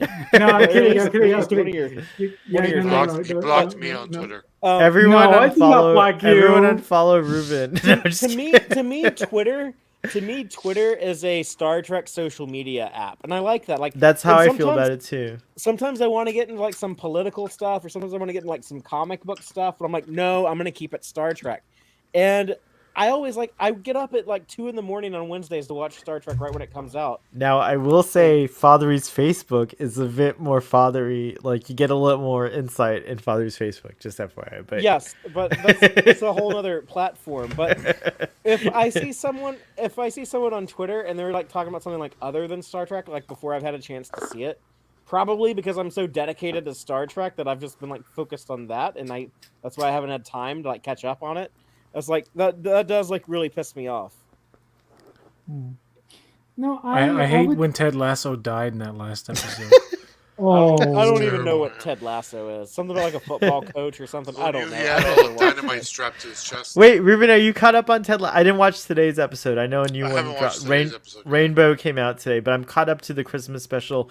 Father, since you don't care about Ted Lasso, while I go to the bathroom, can PJ kick off our Ted Lasso discussion? What? We're gonna talk about Ted Lasso? Hell like spoilers? Yes, we're gonna talk about Ted. If it's okay, you're never gonna watch it. But right, you haven't seen the latest episode. So I don't know anything about it. Sorry, talk about the Christmas episode. Can we talk about the Christmas episode? There's the Christmas episode. That's the only thing I know about Ted Lasso is it might be about a football coach, and it has a Christmas episode. Marcelo, do you watch Ted Lasso? No, but if you got no, I don't think we should talk about it. We're the only two. We're the only two. Look. No, Ruben watches it too. No. It is a special show. It is a special show, and I want anybody who watches it to just experience it for themselves without knowing too much. Okay. That's simple as that. Okay. It's that good of a show. Enough. It's an instant classic. You guys, Jeremiah's here. What the fuck? Jeremiah's been here. We were ignoring him. We weren't. No, I wasn't ignoring him. I was just passionate. Jeremiah. I apologize. This poor lad. He worked. Jeremiah so hard. says, "I don't feel it inconsiderate at all. It ruins the fun for everybody else." I think he's talking about spoilers. I'm not sure. And he says, "I feel it's wrong to dictate what people can or cannot talk about." On social media should be talk about period. I mean, if social you haven't media watched the movie within 2 hours of it coming out, that's on you, bro. Dang. Social media should be fun and people shouldn't be HRing it. Oh, that's a new term. I never heard that before, Jeremiah. I like that. HRing it. Fucking Trek on the Tube, stop HRing my fucking Twitter experience, bro. That's it. What if you go into like a Facebook group, like dedicated, like, okay, people who have already watched this stuff, and you just talk about it there, like people who have already watched it. and that way you don't. I hate mix with everyone Facebook else. groups. They're so confusing. I hate My, them. my Twitter's. answer was the best answer. It If you're was- so concerned about spoilers and stuff, don't follow anybody. You can Yeah. actually PJ actually doesn't follow anyone. I do you know what I do, which I find much more effective and much more interesting. I do the check-in. I do the check-in. I look in on people because I'm like, what's so and so up to, and what's so and so up to. I don't like the feed. I fucking hate the feed of PJ, It's like good opinions that I appreciate and I want to like and retweet and all this, and then like some bullshit that I fucking hate. That's my like in relationship with Twitter.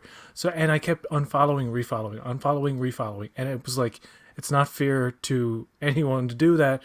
So I just like nobody, and I will go in and I'll check in on the people I like and like their shit there because it's a surprise. It's like ooh, it does feel it's more nice to do that. special. When you It's like one of my nice. tweets, it does feel a little more special because I know that you fucking don't follow me, and it's great. Like I'm just like, Well, I didn't know that.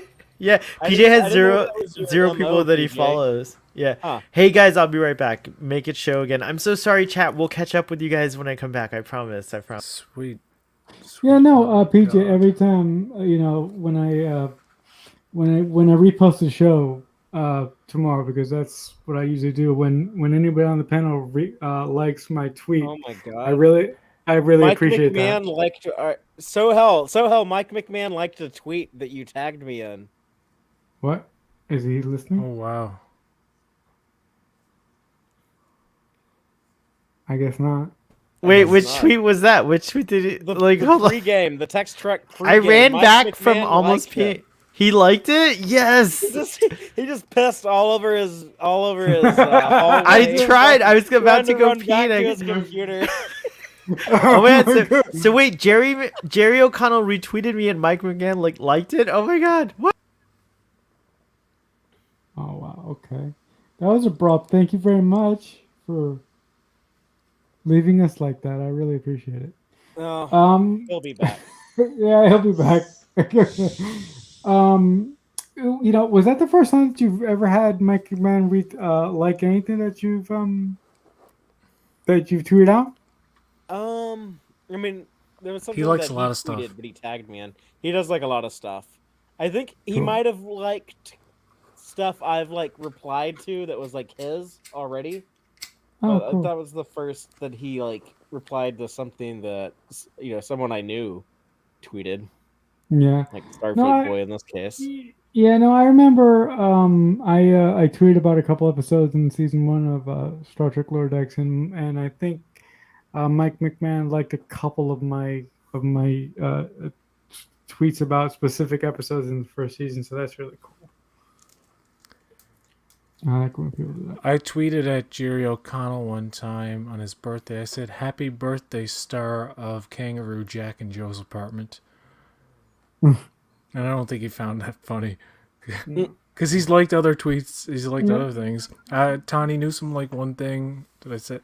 I remember Jack Quaid. I said, I'd love to see Boimler in Picard somehow in season 2. And he liked that. I got Shatner to like one of my tweets once. What'd you say? Shohreh Aghdashloo from The Expanse quote retweeted Starfleet Boy last week when she was at the convention. She's like, "Sure, I'd love to do Star Trek again," and her retweet got a lot of likes. Cool. So she's like, she's a nice woman. I love I her. saw her booth when she was like signing, but I didn't like talk to her or anything. I love her accent. It's she's so breathy and smoky. Oh, She's is a that very the, small woman. She's really is that short the- and little. Is that the woman on the Expanse that has a brilliant voice that has like the most Yeah. Like the sensual real voice smoky, ever, yeah. voice. She's also Yeah. in 24. She's also Yeah, in that's X-Men right. Last Stand. She's in her voice? Star Trek Star Trek Beyond. Beyond, which is the reason why she's Yeah. at the Star Trek convention. Yeah, she's actually Tom Paris's like great like It could be, something. yeah, it could be her. Yeah, his they were great both ancestor. named Paris. She was Admiral Paris. right. But her voice is amazing. She needs to like The Scotch audio Trucker says book. my least favorite actress ever. oh You talking about Shohreh Aghdashloo? Because I don't know. I don't know. I wouldn't say she's the worst. No, but her voice is so good. Um, Sorry. who else? Who else has a great voice? A female great voice. Kate Commodore Mulgrew, I think. Paris. She's Commodore Paris. Yeah. But it was dumb because she was Commodore Paris, but she was about to promote Kirk to Vice Admiral. And Vice Admiral is a higher rank than Commodore, but I get the impression that the people making Beyond didn't know that, which is kind of sad because Simon Pegg should have known that. Or Simon Pegg. Know that. You should have known that, Simon Pegg. If you are talking about my favorite actress ever being Shohreh Aghdashloo, well, she's amazing in The Expanse. She was also in the House of Aghdashloo. Thank you. Her voice. All right, there's a bunch of comments. We're gonna go to the comments. What does this mean? Good note, SFB and crew. I don't know. Do you guys know? It means a good note, man. We made good notes and that stuff. was in reference to Mike McMahon liking your tweet. I think. Oh, right on. I don't know. I didn't even know. You just broke that news to me, by the way. I didn't know. I feel it's wrong to dictate what people can or cannot talk about. We already read that one. Sorry. You read that one already. Oh, Chrome has an extension that blocks words. Oh. No, but can't you do that on Twitter? Can't you filter out certain topics on Twitter? This is what but it's not foolproof. But this is what I'm saying. Pastel Pirate has a great solution. Like, you can control your exposure. It's my responsibility to control my exposure. I don't. It's just rude. It's still a rude thing to do. To talk about something you love when it releases, when it's public. Yes. You know what's rude is that, okay, this is gonna be controversial. This is gonna be controversial. What's actually rude is that the world doesn't have its shit together with as far as licensing and all that bullshit, because we're a global community. Whether the governments of our planet want it or not, we're already ready for it. Humans are talking. When I was growing up, you had to have pen pals to talk to people everywhere. The internet changed everything. I have friends all over the world. Everywhere on this planet, I have people that I talk to on a regular basis. The Hollywood movie studios, things should be just globally released simultaneously. So if anyone's the real villain, it's whoever creates these fucking standards of granted, I'm willing to wait till Australia, because they're the last time zone, I think. I'm willing to wait till Australia. If that ever happens where everything's released on the same day at the same time, I'm willing to wait for Australia. But other than that, no, you wouldn't be waiting for Australia. They come first. Australia, they come first. You're right. Excuse me. Yeah, I agree. Australia is 14 hours ahead of us, by the way. Oh, yeah. That's okay, fine. You know what? But I think they should reset the Terminator, as Sulu refers to it, at Eastern time zone. So the Terminator that separates days on the planet should be on the Eastern time zone, because I live here currently. If I move to the Western time zone, that's where it should be as well. No, I'm just kidding. All right, sorry. We're just getting into repetitive semantics. Why don't we talk about Shang-Chi and the Legend of the Ten Rings? Who's going to see it on Thursday, September 7th? I mean, 2nd. Is it coming out only in theaters, or will it also be it's only in theaters, baby. Oh, I think I'm going to have to go see it. I'm going to see on Sunday, I'm going to see Star Trek 4, The Voyage Home. I can't see it in mine, but I am seeing Shang-Chi. However you pronounce it. Buying my tickets. I don't know if I can see it September Thursday. 2nd. Yeah, I was going to wait for Dune. Dune could. was going to be my first theater movie, but I don't know. But have you heard the reaction? Yeah, it sounds great. The movie? Yeah. Look, if you guys on the panel can go see Shang-Chi, all of you should go if you guys can go, because go experience that in the theater. I'm the motherfucker that has to wait 45 days to see the fucking movie. But 45 days is a lot better than what it used to be, which was 90. Yeah. It used to be 90, yeah. And I was almost tempted to wait for it too, and then I just heard the reactions. I'm like, I've got to see this for myself. I'm hearing one of the best MCU films, and I'm I've heard that kind of hype before, where people seem to be very hyperbolic about what they just saw or whatever. Mm-hmm. Not mainly, but partly could be because they're seeing it early. You know what I mean? They're getting like exclusive access type of thing. There's some folks that I know that have already gotten screeners of the first 5 episodes of Lower Decks, so it happens. Yeah, me too. Oh yeah, Jesse. No, never mind. Well, we don't know for sure. Jesse Clemens. We can't confirm or Jesse deny. Clemens. Jesse Clemens. Jesse of course. Clemens. Good old Jesse Clemens has it. No, but Come on, it's true. everybody knows who we're talking about. Actually, Jesse Ruben Clemens. has told us Jesse many Clemens. times, it's actually really how your presence is a factor of two factors. One, what your presence is online, but also you just have to reach out to studios or like representatives, and you can get screeners and things like that. Ruben you has do get early caught in access that to- web of people calling you a shill, and you have to say positive things because you want the access, and that's not necessarily a true thing, because you have people, and for example John Campea, who is a no bones kind of critic, where if he doesn't like something he'll say it, and if he loves something he'll say it. And he doesn't favor Marvel or over DC or anything like that, but he does get invited to a lot of Disney stuff, so people naturally will be like, well, you're getting paid by Disney to fucking shill for them. And it's like, no, if you actually listen to him, he said a lot of negative things and had a lot of harsh fucking criticisms. So like the same thing with I think Robert Meyer Burnett got attacked because he was calling Shang-Chi triumphant, and it's a common word that a lot of critics are using to describe the movie. And it's like all these conspiracy theorists are out there, well, they're all using the same script from Disney. They're all getting paid to say this, and Shang-Chi is actually not a good movie at all. It's going to be a disaster, and I can't wait to see it because it's the Asian dude in the movie, so that's what pisses them off. But the guy who stars in this from Kim's Convenience, a show that I love, he's one of the reasons I kind of want to see it. But then I saw some clips, and I'm keeping it like I'm not looking at everything. But I saw one clip on a bus, and it reminded me of a movie called Nobody with Bob Odenkirk, but like much more like fantastical.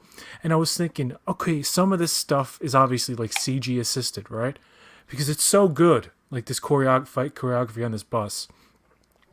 And then there's a split kick that looks like obviously that's fake. And the actor was on Jimmy Kimmel, and he's like, yeah, I was in pain for weeks after I did that. So he did a lot of his own kind of stuff in the movie, right? And it's fucking good stuff, like good martial arts. Cool. On top of being like an all-out, like diving headfirst into mythical Chinese fantasy, and like it's such a multi-layered film from what I've heard that people who have seen it say the marketing doesn't do it any justice. The marketing doesn't show fuck all. Well, I kind of like that because I don't want to, and I haven't watched any of the trailers for it. Like I like going in. The marketing is very repetitive. They show a lot of the same stuff, which I is a good sign actually. Do you think do you think the marketing did that on purpose? Like they didn't show, like the reason why the marketing campaign was so blah and flat is because they knew that they wanted to save all the good stuff for when you actually went to go see the movie, or do you just think it was like a bad marketing campaign? Some people criticize it as a bad marketing campaign. I do not agree. I believe it's the kind of marketing campaign that, like, the trailers aren't bad, but I mean, apparently the movie's much better than what the trailers make it out to be, and in a way, word of mouth. I mean, when people go to see, by the way, where I live, the fucking movie's getting like a lot of tickets sold, a lot more than I've ever seen lately. So in terms of box office, it may not like be a big hit, but I think it will definitely be one of those movies of 2021 that makes bank. Probably it might make the most. It might beat out Fast 9. I think it has the best chance out of any other movie. I mean, if you look at the early Marvel movies, they had like good opening weekends, but not great opening weekends. And it wasn't until like they built up their brand that everything made an insane amount of money. Like the first Captain America and the first Thor movie, they both had like $55 million, somewhere in that neighborhood, opening weekends, which isn't terrible, but it's not great. But that's a lot of times that's going to be good enough to like secure number one. especially like back then, like 10 years ago. So what the good thing about that was that like they had the big hit Iron Man, which was kind of big enough to sustain the other stuff, and then Avengers was such a huge smash hit that just catapulted everything into like super success after that. If they kind of have to do like a reset and like rebuild now in like the post Endgame world, they could do it. Like if Shang-Chi is like a really really good movie, but it doesn't make $500 million, It actually won't matter. It's really good. Yeah, it won't matter because of their model, because of the foundation they've built. And if the rise in cases means that, but I mean, I think a lot of people have their tickets bought, and I'm sure like a lot of theaters now, I'm not sure what the situation is in the States about showing a vaccination card before you go in there. I don't know who implements that and who doesn't. Yeah, no.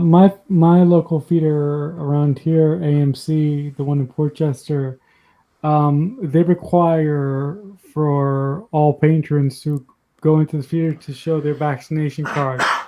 And if you actually refuse, that's a big advantage. Yeah, if you actually refuse to show your vaccination card, you have to have a face mask while you go into the theater and watch the. Sorry, PJ. I love Aquafina as well. There's a show called Aquafina is Nora from Queens, and the second season just started recently. And my God, she's so good. She's so good. What do you think of that movie? In the pilot episode, her grandmother's showing her a picture of her nether regions. I know nothing she's like, about. Grandma, why are you showing me this? Oh, thanks, Grandma. I know nothing about Shang-Chi. Like, did you read any of these comics, like the Ten Rings, and like I know nothing about. No, it. I have no interest in researching it because I don't want to know. Right. I don't even want to see this nonsense. Oh, really? No, I'm joking. Spoilers. Look, I just did it. I'm like a spoilers person. This is a still from the actual movie. So that comes out September 2nd, you said, PJ? Officially 3rd, but Thursday night showing 2nd. Oh, I wanted Dune to be my like ceremoniously. I wanted Dune to be my first, but I might have to go see this because it's very interesting. Can we move on to Eternals if anybody's? Yes, I've been dying to talk about the Eternals. Okay, yes, go. Go ahead, PJ. Lead the convo on Eternals. Ruben, do you know anything about the Eternals? He's on mute. You're on mute. FYI. I know a little bit about them from the comics. All right, go ahead, PJ. Well, the new trailer, the final trailer. The final trailer for the Eternals showed up on the internet, and it's featured a lot more of Angelina Jolie. There's Richard Madden. There's Kit Harington there. There's Gemma Chan. I mean, the cast is Kumail Nanjiani. The cast is actually my favorite cast of any Marvel movie. I don't know how the movie's going to be, but I've never. You're totally impressed by the casting. It's cool. It's one of these, and Brian Tyler. God, he's from Atlanta. I forget his full name. He was in the new Chucky movie. Anyway, Brian Tyler Green. I don't know. Tyree Green. I don't fucking know. Hold on. I gotta figure it out. But anyway, it deals with these, the deviants. They can basically, these group of superheroes have lived on Earth for thousands of years, and they're immortal basically. And depending on what the comic books say, that like no.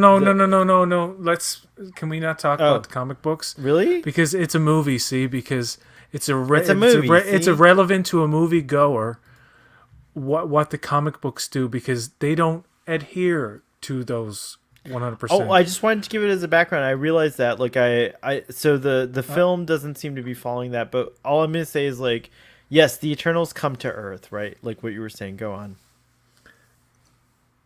Yeah, because if some of the comic lore that I heard, and then I didn't want to hear any more, dealt with some of the things that may contain spoilers for the, like, climax of the film itself. So I'm like, I get what you're something saying, with yeah. celestials and a certain being that they glimpse at in the trailer, and looked at an analysis video. I'm like, oh no, this is too much information. Because I don't know about the Eternals, right? Like, they're very mysterious, and the only reason I was interested at first was because of the cast. Look at the amazing cast. But here's the thing: Chloe Zhao, who directed Nomadland, is a masterful director, and one of the mandates of this film was that she shoot as much on location, as little green screen as possible. CG only when necessary type of thing.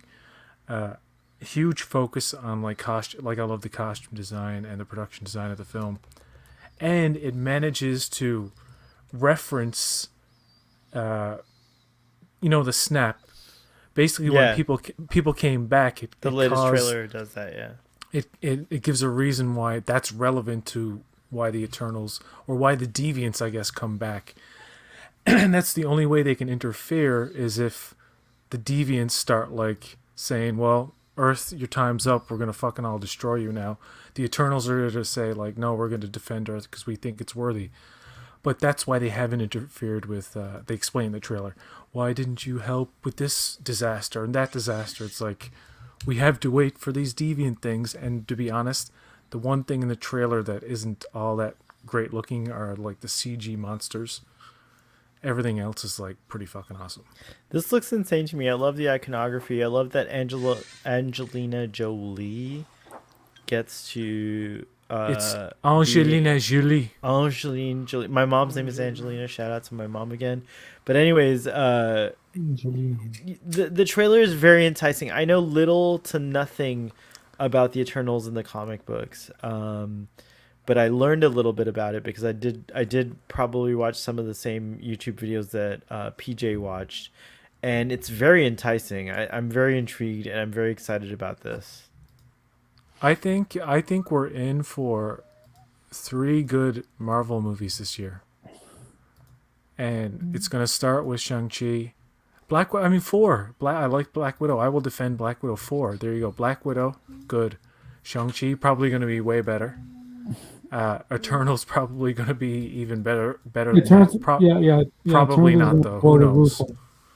Hopefully it does. I fucking love Gemma Chan. You have no idea. And great that you showed that picture. Thank you, because one of the biggest things about this movie is the love story between these two that spans centuries. And I got to tell you, I love Kevin Feige. He's one of the best human beings to ever live. Wow. And his enthusiasm when he talks about this movie is a big tell, that he thinks this is probably his favorite, his masterwork, maybe. He thinks this the masterwork of his in his mind. This is the best Marvel movie in his mind. Maybe not necessarily maybe not necessarily to me or you or any of us. We could think it's just okay, but he loves this. He loves this particular. It's like all project. good things. I think all good things. And obviously he does too. But all good things to me is a masterpiece of TV. Star Trek: The Next Generation, in and of itself, TNG. If you look at it as a whole work, not going into the minutia of each and every episode, but as a whole work.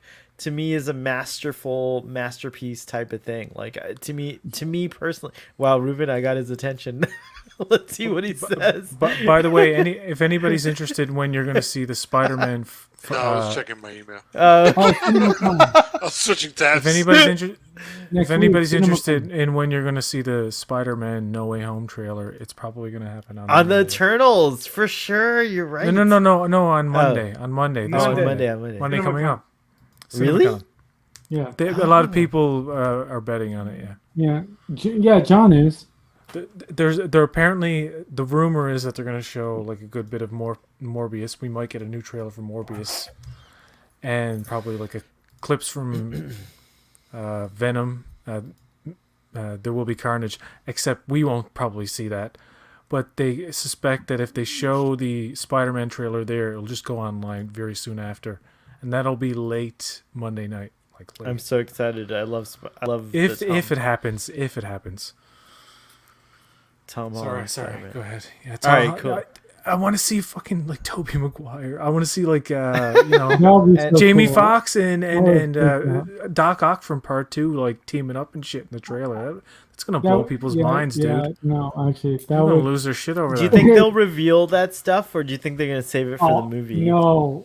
I think they at this point now the movie's so They close have they to. need to have a decent Yeah. teaser at least, like something that gives you a taste of what's to come, because you can't do that thing where it's like coming in a couple of months and then the title card, that's it. Like people are like, fuck you.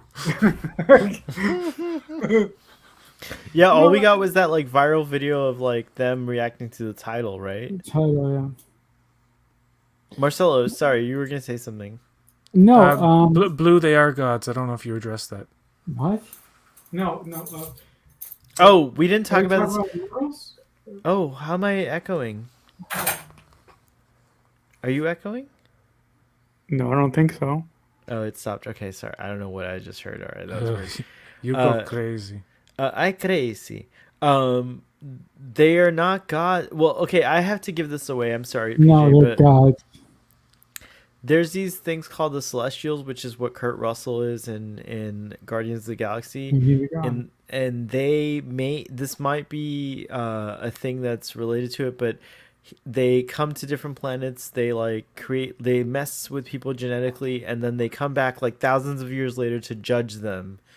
And so there might be something that's tied into that, but humans and Celestials and these, what were they called, the demons? Deviants. Deviants. I called them demons. That's terrible. I'm so sorry. It sounds like variants. It's like deviants. Deviants might be all related somehow and might have been meddled with it. Basically, like all of our stories talk about. So every story that humans have come up with talk about like how humans are going to succeed, and that's natural because we're going to be self-centered about ourselves. We're going to think we're awesome, right? We're going to hope we're awesome, anyways. So yeah, humans and these guys, the Eternals, plus deviants are all related, possibly. It's a cornucopia of fun in the Marvel universe, don't you It know? is a cornucopia. Go see the Eternals, November 7, 2021. Yeah, I don't know where. I hope they end Prohibition soon. I don't know where Father went, like but that I voice, left a few PJ. comments as myself That's amazing. way earlier that you guys always ignore the comments, so I'm just gonna read them real quick. Well, we're engaged in deep conversation. Conversation. No, it's true. PJ, I have to ask Ruben you. especially. Yeah, PJ, I have to ask you. How excited did the picture from Clerks 3 get you? 25% there, man. 25%. 16% as Father. No. Was it Father said like 16 or 12%? Pastel Pirate, huge shout out. Sex work is real work. I think she's referencing. Pastel Pirate is referencing my video with Sean Farrick earlier, so thank you. I appreciate that. I still have to watch that. Please watch it if you don't mind. That would be cool. I would appreciate it. I think Of PJ, course did you not. watch Why- it? why PJ, would you I watched know it, that? right? I gave you the advanced. I proof watched it, yeah. Yeah, thank you. To make sure you didn't embarrass your damn self. I love you for that, by the way. Heart emoji. It's or a whatever. good conversation. I mean, it's good stuff. It's not. I think. Are you getting a lot of views on it? I think it's got a lot of attention because it was kind of insane. Like it's gotten a lot of attention certainly on Twitter. So thank you for everyone who's interested. Let's see. There was another thing. Oh yeah, the Clerks thing. Yeah, Clerks. Okay, fine. I didn't get a chance. Can you bring up the image? What is it? Tell me what to search for. I need a Google search. Variety Clerks 3. Okay, it's a Variety article. Okay, Clerks. Yeah, no, because like when I saw that picture come out, like I don't know if you saw it, so that's why I sent it to you. I love the comparison between. Or yeah, I could send the link that you sent me. Yeah, You guys have a link for me in the private chat or something? No, Marcelo sent me a link. I'm just gonna get it. Yeah. I think I found it. I'm gonna copy. Oh, I found it. Never mind. Here we go. It shows a comparison picture of like the guys now and the guys like 15 years ago, or how it was 2000. Yeah, 15 years ago. Wow. All right, I think I have this. Hold on, let's see if we can do. You this. thought the gap between the first and the second movie was big. It was 11 years, and this one is 15 years. Clerks 4 is going to be like 30 years. Ruben, did you see Clerks? And Clerks 2? Of course he Did he? I don't know if he has. Did you look at his face? It's like I spoiled I don't myself. remember watching. I'm pretty sure I saw Clerks too, but I don't really remember it. no. I watched this couple from New Jersey film Jason Mewes and Kevin Smith on set at the Quick Stop during a scene in the movie, and it was interesting. Like they were like, and they were when they walked away and like, yeah, the woman told us we were distracting, or like they were a nice couple, but they were basically told not to film, but they did film a little bit at first, and it's Jason Mewes acting out something like a thing he does in Clerks 1. And I'm like, Wow. oh, that's interesting. Like they're reenacting parts of Clerks 1. yeah. Oh, Alright, that's them now. And if you scroll down, you can see you got a big ad there. All right, I closed the ad. All right, boom, boom, boom, boom. Okay. They do a little comparison picture. All right, hold on. Let's see. No, you're too this far is giving down. me such- You skipped I over saw- it. You skipped over it. Oh, I saw Clerks in the theater when it came out. It was pretty cool. Oh my God! How? No, I'm not gonna say that. I'm old. Oh, never mind. That's not the same article. No, yeah, this is the Vanity Fair. Oh, Oh sorry. no, you the said Joe Variety. Blow article. The Joe Blow article. No, Yeah, I you think said- you're Joe Blow. Sorry. So this Wait, is so- all a part. They're Private making chat, a part sorry. 3. Yeah, this is Dante. Jesus Christ. Yeah, they're filming Finally. it. They're filming it right now in New Jersey. In New Baby Jersey. Jesus. What Sweet big- Ruben, tell us. No, what- you're more- a prostitution whore. Ruben, tell me more about come on. This is the first time you're What's talking all night. What is oh Jesus? No, I've been talking too much tonight. I'm Explain good. yourself. Huh? Explain I mean, yourself. well, Come on. I don't know what I'm gonna say because whatever. Enjoy the film, I guess. I don't know. I I just don't get it. I don't get it. Like Clerks 1 was fine. That's all you put needed. the Was link. Clerks I put 1. the link in the private chat. Oh, you did? Okay, hold on. Let me get I that. sure shit. did. You sure Like- did.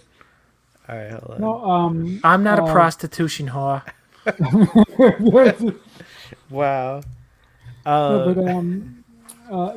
The same day that I sent you that Joe Blow article, I watched Clerks 2 for the first time in years, and I'm like, wow, I forgot how good Clerks 2 was. It was crazy. What a beautifully paced comedy. It doesn't have a dull moment in the entire fucking movie. No, It really doesn't. It just really keeps good. going and going. It's like the Energizer Bunny. It just keeps going and going. yeah, I no, just remember. I remember this period was like a great period for cinema in general. Like I feel like Quentin Tarantino, with Pulp Fiction, maybe Indie kicked cinema. off. What's that? Indie cinema. Indie Yeah, cinema. yeah, you're right. He's scrolling Oh, look down. at this. There you go. There you go. That's Clerks 2. That's the. But you're bad at. There you go. Here, No, what are you doing? What the fuck? I'm trying really hard here. Hold on. I just wanted to see this side by side. Hold on. I'm But it's- trying. Hold on. It's Here you cool go. to see them aged 15 years. You know what I mean? It's like you could extrapolate what you might look like in 15 years. I have pictures of me from. I'm lucky to be in the generation that was starting to be like photographed and printed and then put up online. In my teens, I think is when I started. But yeah, I love Rosario Dawson. Yeah, man. I like There's a that scene they're in all in the Clerks same too, where places. she's dancing on the It's roof. cool. Oh, dancing on the roof. She's got a nice jiggle to her. It's like A B C, you know that one. Yeah. And No, but for some, you can see why Dante would fall in love with her. No, but for some reason, like I love the original Clerks film, but I don't like Randall too much. But for some reason, I like Randall so much more in Clerks 2 than in Clerks 1. I don't know why. I have no idea. His acting is really rusty in the first one. He spouts out the lines like he's reading a script. Dante is a little more natural, but in the second one they're all like greatly improved, and then the addition of Elias as Randall's kind of like bitch boy in a sense. Bitch boy. He treats him like absolutely fucking garbage, and then, like and one of the pillow pants scene is just like wow, that's brilliant comedy, and the whole conversation, the debate between the Star Wars prequel saga and the Lord of the Rings, like fucking amazing. Yeah, no. Pastel Pirate, I'm 43 years old. Can I just say something about Clerks too? Yeah. There's comedy in there, and it's from just 2006 that you cannot get away with now, not for a second. The Randall, you know, the I don't want to say the word, but Randall and his racial epithet rant. And how he doesn't understand why he can't say certain things, and Dante's like freaking out. It's like, and he has to explain the history of why like these words are offensive, and he's just like, I'm taking it back, and he says it to a little kid at one point, and the mother's like appalled, and she's like, oh my god. And then there's a scene with Wanda Sykes, and that whole scene where it's so, what a brilliant movie, man. It really is. And like you have these brilliant cameos with Ben Affleck, Jason Lee. PJ, if you don't do it on your channel, Jay and Silent Bob. PJ, if you don't do it on your Jason, hold on. Jason Lee gives Jay and Silent Bob the burgers and the drink.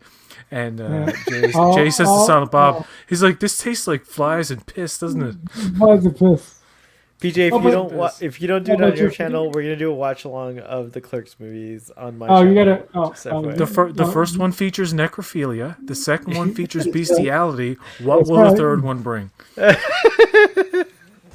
Who knows?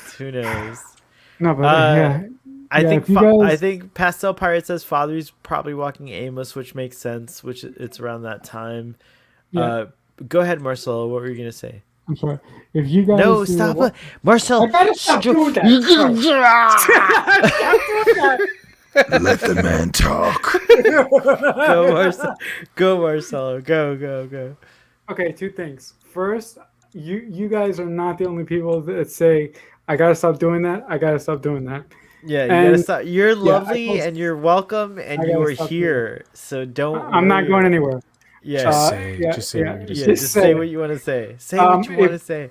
Yes. If you guys are doing a watch along of the first two Clerks movies, you gotta invite me because I really love those films.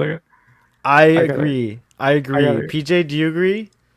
I agree. All right, sweet. The View Askew universe. Yes. View Askew, I totally forgot about it until now. Yeah, it's true. I love it too. Dogma is a very difficult film to find.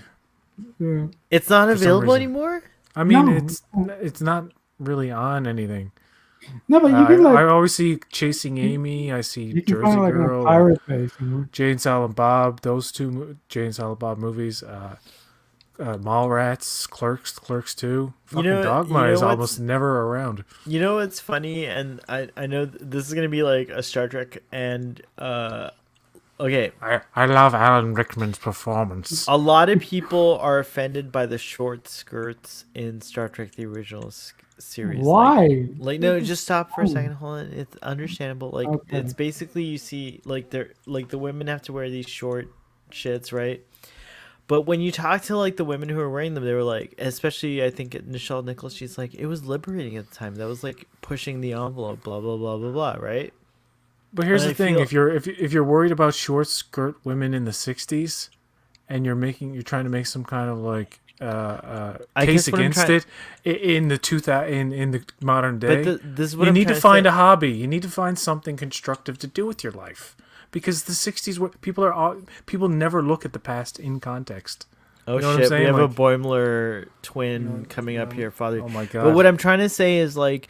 Clerks when it came out was revolutionary. Like Clerks and Clerks 2 were revolutionary. They were dealing with topics that were taboo. Snowballing. At the time. Yeah, everything. Just like everything. Now we look at it and it's like, oh, that's cringy. But it's not. Like, you know what I mean? Like, and so it's weird. It's like you have to take things into wow, this is really interesting what's happening with Fathery. But you know what I'm saying, PJ?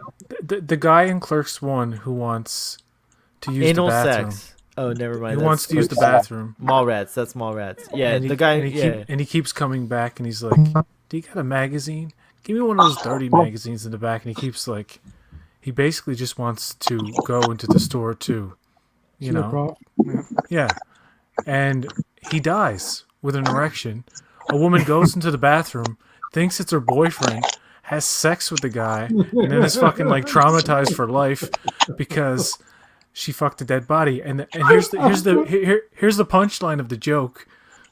When they're taking the guy out in the stretcher, you can see the erection under the fucking sheet as the woman's like crying, and like it's such crude humor that I can understand people would be like, "Oh, that's nasty," you know what I mean? But I think it's hilarious. It's brilliant for like indie stuff, right? You know, these guys weren't filmmakers. This is like a first try kind of thing. No, and like they actually shot the film in black and white because. Oh, by the way, spoilers for Clerks. Yeah, color was like, Yo, real quick. Oh, sorry. Go ahead. Right, Go ahead. Go that's ahead. right. Go ahead. It's your father. He's really noisy. He's Yeah, gotta mute. but Father, I wanted to tell you, I just saw that Mike McMahon liked, and so did Titmouse. So I'm like chuffed as all fuck. All right, sorry, go on. No, I was just saying that if memory serves, the reason why the original Clerk was in black and white is because Kevin Smith couldn't afford color, and he had some problems with actually lighting certain shots in the store with the lights that were in the store, if I'm not mistaken. Well, yeah, the black and white film was cheap. He literally had to sell his comic book collection and had to max out all his credit cards and get loans. And people don't realize film is one of the most expensive parts of making a movie. Like the actual film that they film it on is one of the, because it's like, you think of like buying a roll of 35 millimeter film, or back in the 80s it was like those 16 millimeter or 8 millimeter, I think. Like that material was expensive. Think about that now, 24 frames per second, and like how that's, and the black and white element of it just adds to the charm of it. And like I said, you solve some problems like if you're a colorblind person like me, filming in black and white would probably be ideal. It's like you can visualize like what you want much better. Because I would be fucked with colors if I was ever a director. I'd be like, I don't know if this looks right, or Right. People would constantly have to tell me like the colors match or whatever. That's why I always wear like gray and fucking like dark colors. But I like how in Clerks 2 it starts out in black and white, and then the fire is color, and then it converts to color, and then at the end it goes back to black and white, and it plays that beautiful song "Misery" by Soul Asylum, which is what a great. Yeah. Clerks 2 has some of the best music in any movie, but anyway. And the thing about the third one is that it's a combination now. It's a color and black and white film. Which And episode? It's a remake of the first Clerks. Oh, cool. Which episode of Disco is it? If memory serves. Sorry. Oh my god. Which episode of Disco is If Memory Serves? Lucille Ball in 76 over here. Yeah, that's the oh god, that's if memory serves. It's the one. Yeah, It's the one where they go to Talos Ford. Yeah. Oh yeah. Oh my god. I'm choking on my cherry. I drank the cherry on my Manhattan. It's episode 8. It's season 2, episode 8. Oh, Season cool. 2 episode 8 of Memory Serves, one of the That worst is episodes. that's of a great Discovery. episode because I'm sorry, but that gave me so many love it. goosebumps. When why am I apologizing, Marcel? You're contagious. Your No, apologies I'm are sorry. I'm sorry. Yeah. What the fuck? I never That- apologize. That episode is the antithesis of why live action versus animation are so different in terms of respecting aesthetic. Like you look at Lower Decks, and if they did the Telosians, do you think they'd make them like they did in Discovery? Absolutely not. It's true. It's true. And why couldn't the live action people do it? It's not rocket science, people. I like the Telosian update though. I didn't mind it as much as the Klingons. It's weird. I I mean, I first look for some guy who is not that married to canon and stuff like that doesn't bother me. Like I just really love that episode, like without a passion. I mean, unapologetically, I really enjoyed that episode. It's a good episode. I love that I love that it changed from Pike to Pike, like to Anson Mount from Jeffrey Hunter. It's a really good episode. That was a moment where I was like, Discovery's doing something interesting here. They're acknowledging TOS in a weird way. Like it was weird. It was cool. It was cool. Oh, Yeah, yeah, I think at the time that was my favorite. That was my favorite Discovery episode. Oh, nice. Also, I'm a huge fan of the actress that they got to Play play Vina. Vina, Yes. because that actress played a villain on I think it was season 2 of Alias back in the day. So yeah, that's a deep cut. So I really like her as an actress, but her portrayal of Vina and her relationship with Anson Mount throughout the entire episode is just so wonderful to watch. You guys, I've had a lot of drinks, but Okay. I'm down to hang out more. Should I go make another drink? Are you guys willing to make a show for a little bit? Wow. PJ's a little nervous. I'm cool.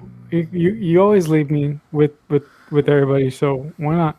Ruben, I'll let you decide. Should I make another drink and keep hanging out? Let's talk about the new He-Man. Yeah, I want to talk about that too. And how bad it looks. Well, I gotta make a drink. You want to talk about He-Man while I gotta make a drink? That's fun. Go ahead. All right. I mean, that's okay. All right, bye. PJ, you're in charge this time. Ruben, Yeah. He-Man. Cool.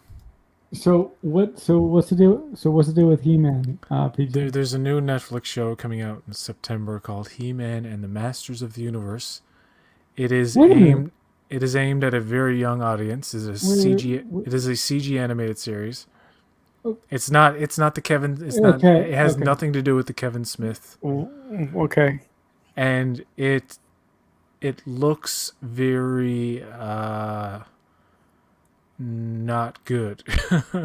I mean, it looks action packed, and I think little kids would be like, "Oh my god, this is crazy action! It's colorful, it's sparkly, and but it's not in any way, I don't think, for the adult fans.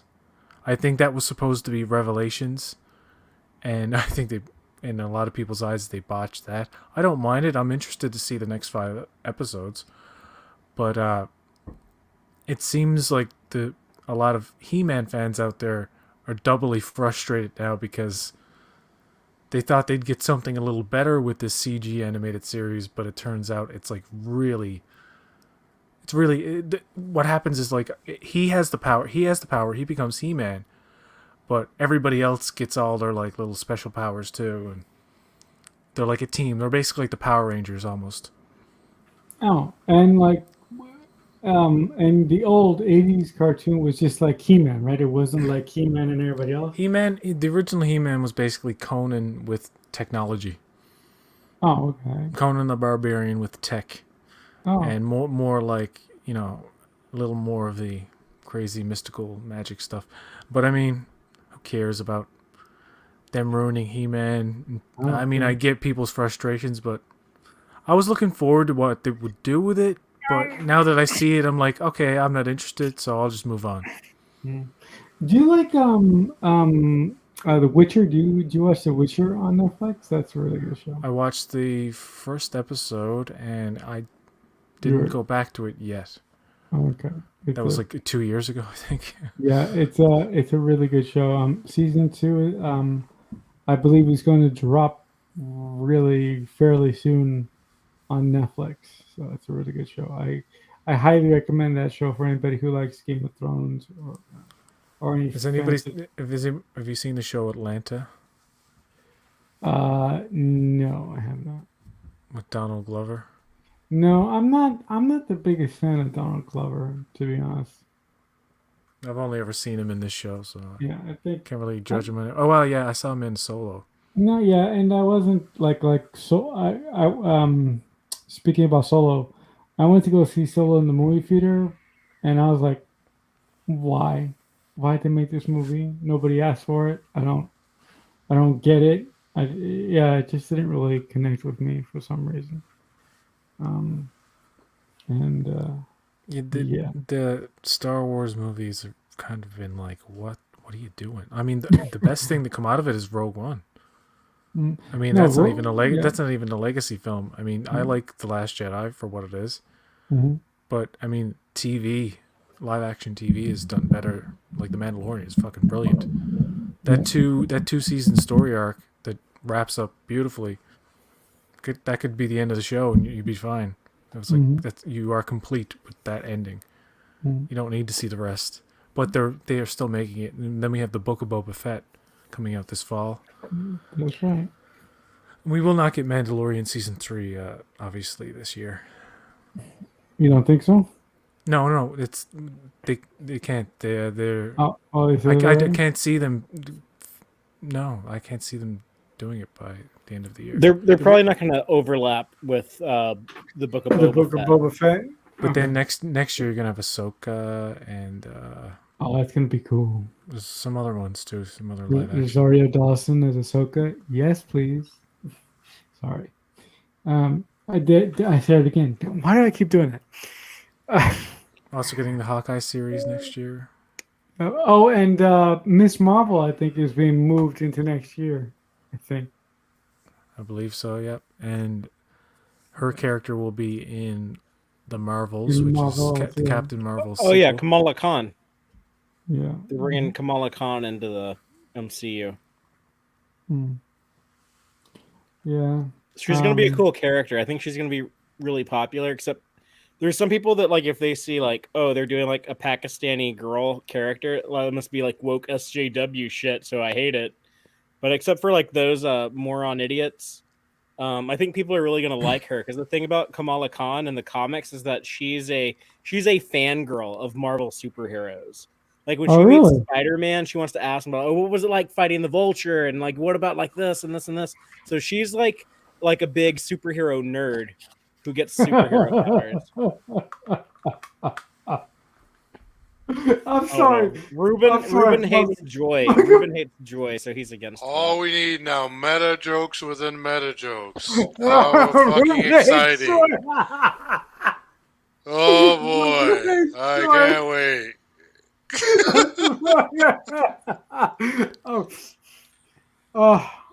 You were saying, Father Ray, before Ruin killed us all?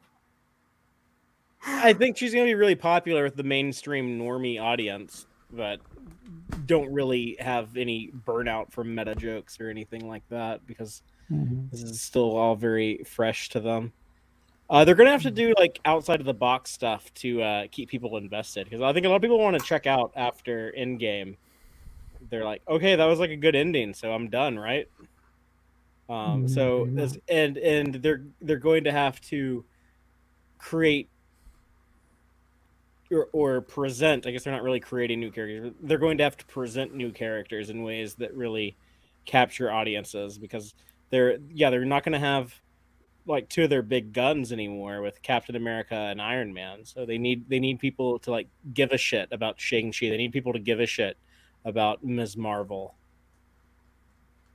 Yeah, no, for me, like for me, like when I think about, comic book movies that I love, I'll always think about the Infinity Saga. Like, that was, like, really special for me, because I went to go see almost every film in the theater with my best friend, so I have that connection, to those films, and I really don't think that I'll feel the same way about the next phase of Marvel films as I do like the original phase, if But that makes any sense. What was Do Ruben you saying any- about Pakistanis?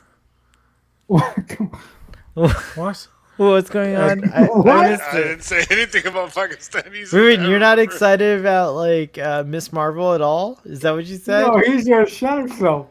I wish there was a fucking Pakistani comic book You- character you- when I was a fucking kid. You're Because yelling. I was made so much fun of when I was a Why are you kid for yelling? being Pakistani. So I really wish there was someone. Ruben, you remember one of but- our mutual friends who I adore today called me a fucking raghead on the bus. And like, yeah, it was terrible. Sorry, I'm just saying.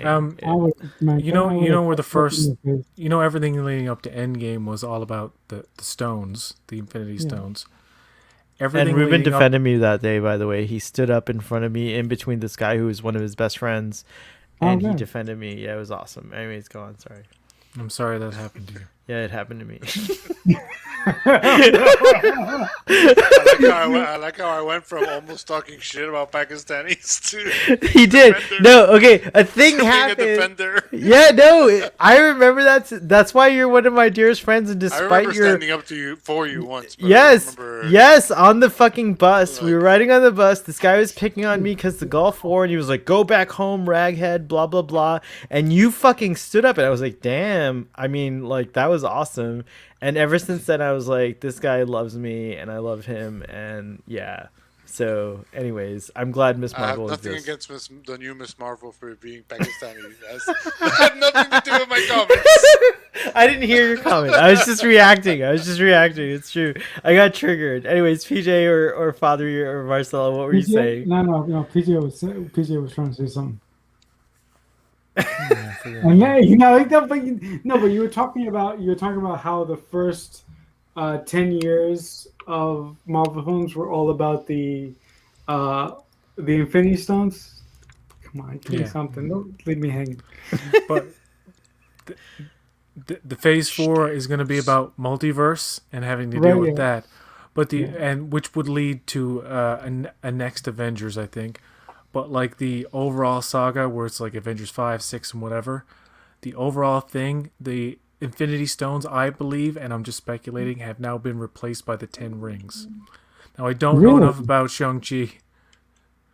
What is he's sloshed, dude. Look at him. He can't handle himself. He's choking on his every time he drinks a fucking swig. He's like, Why has he got a comm badge on his forehead? I have a combat on my forehead. It's true. It's true. I didn't realize when you drink whiskey with no ice or anything, it's hard on your fucking throat, and I just like swallowed it like it was not. It was like wow, and it like totally. But yeah. I think Loki's going to be the centerpiece of the next... Loki and Doctor Strange are going to be the centerpiece of the next Marvel movement. Oh my god.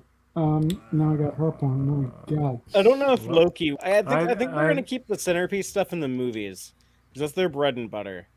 So I think Loki might support what they're doing. I don't know how well received that show. Can we is. I'm can sure we it's expect a popular, Captain America Sam version? but They're doing a movie of that. Part 4. they confirmed that Part 4 will star Anthony Mackie. Anthony Mackie as Captain America. I approve. But if And the theaters, interesting thing about- theaters don't open up again like they used to, that whole paradigm of the movies being the number one thing will shift. How long did it take for folks to recover from the 1918 virus? 3 years. So we're in year 2. So we're I think halfway done. we're halfway So done. we're at like a year and a half now. All right, cool. If it's the same timetable. I think it's going to be at least the same time, at least. I think we're almost at recovery. In fact, I think like Well, we could be if Yeah, we could be. if people would vaccinate. I was watching Colbert and they were showing anti-vaxxers at a town rally. And oh my fucking god. One guy was like, your children will be subjugated. Hail Fauci. And it's Oh, like, it what? was that dude, the blonde dude with dreadlocks. With the dreadlocks and the beard. Yeah, like just looking at him, like before he Can we even said show that anything. clip? Can we show Yeah, that show clip that on clip, here? Because show that that would be clip. fucking hilarious. Look it up. So I'm gonna He's too drunk. I'm gonna He's too find it drunk and to send him the Google it. link. I'm gonna Hey, Father, sorry. What am I looking up? no, PJ's anti-vaxxer PJ's town link. meeting. Hold on. Okay, okay, I'm gonna look it up right now. When y'all see this dude, just by the way he looks, like before you even hear a single word he says, you already know he's a fucking idiot. He starts going. I can't wait to see Yeah. this.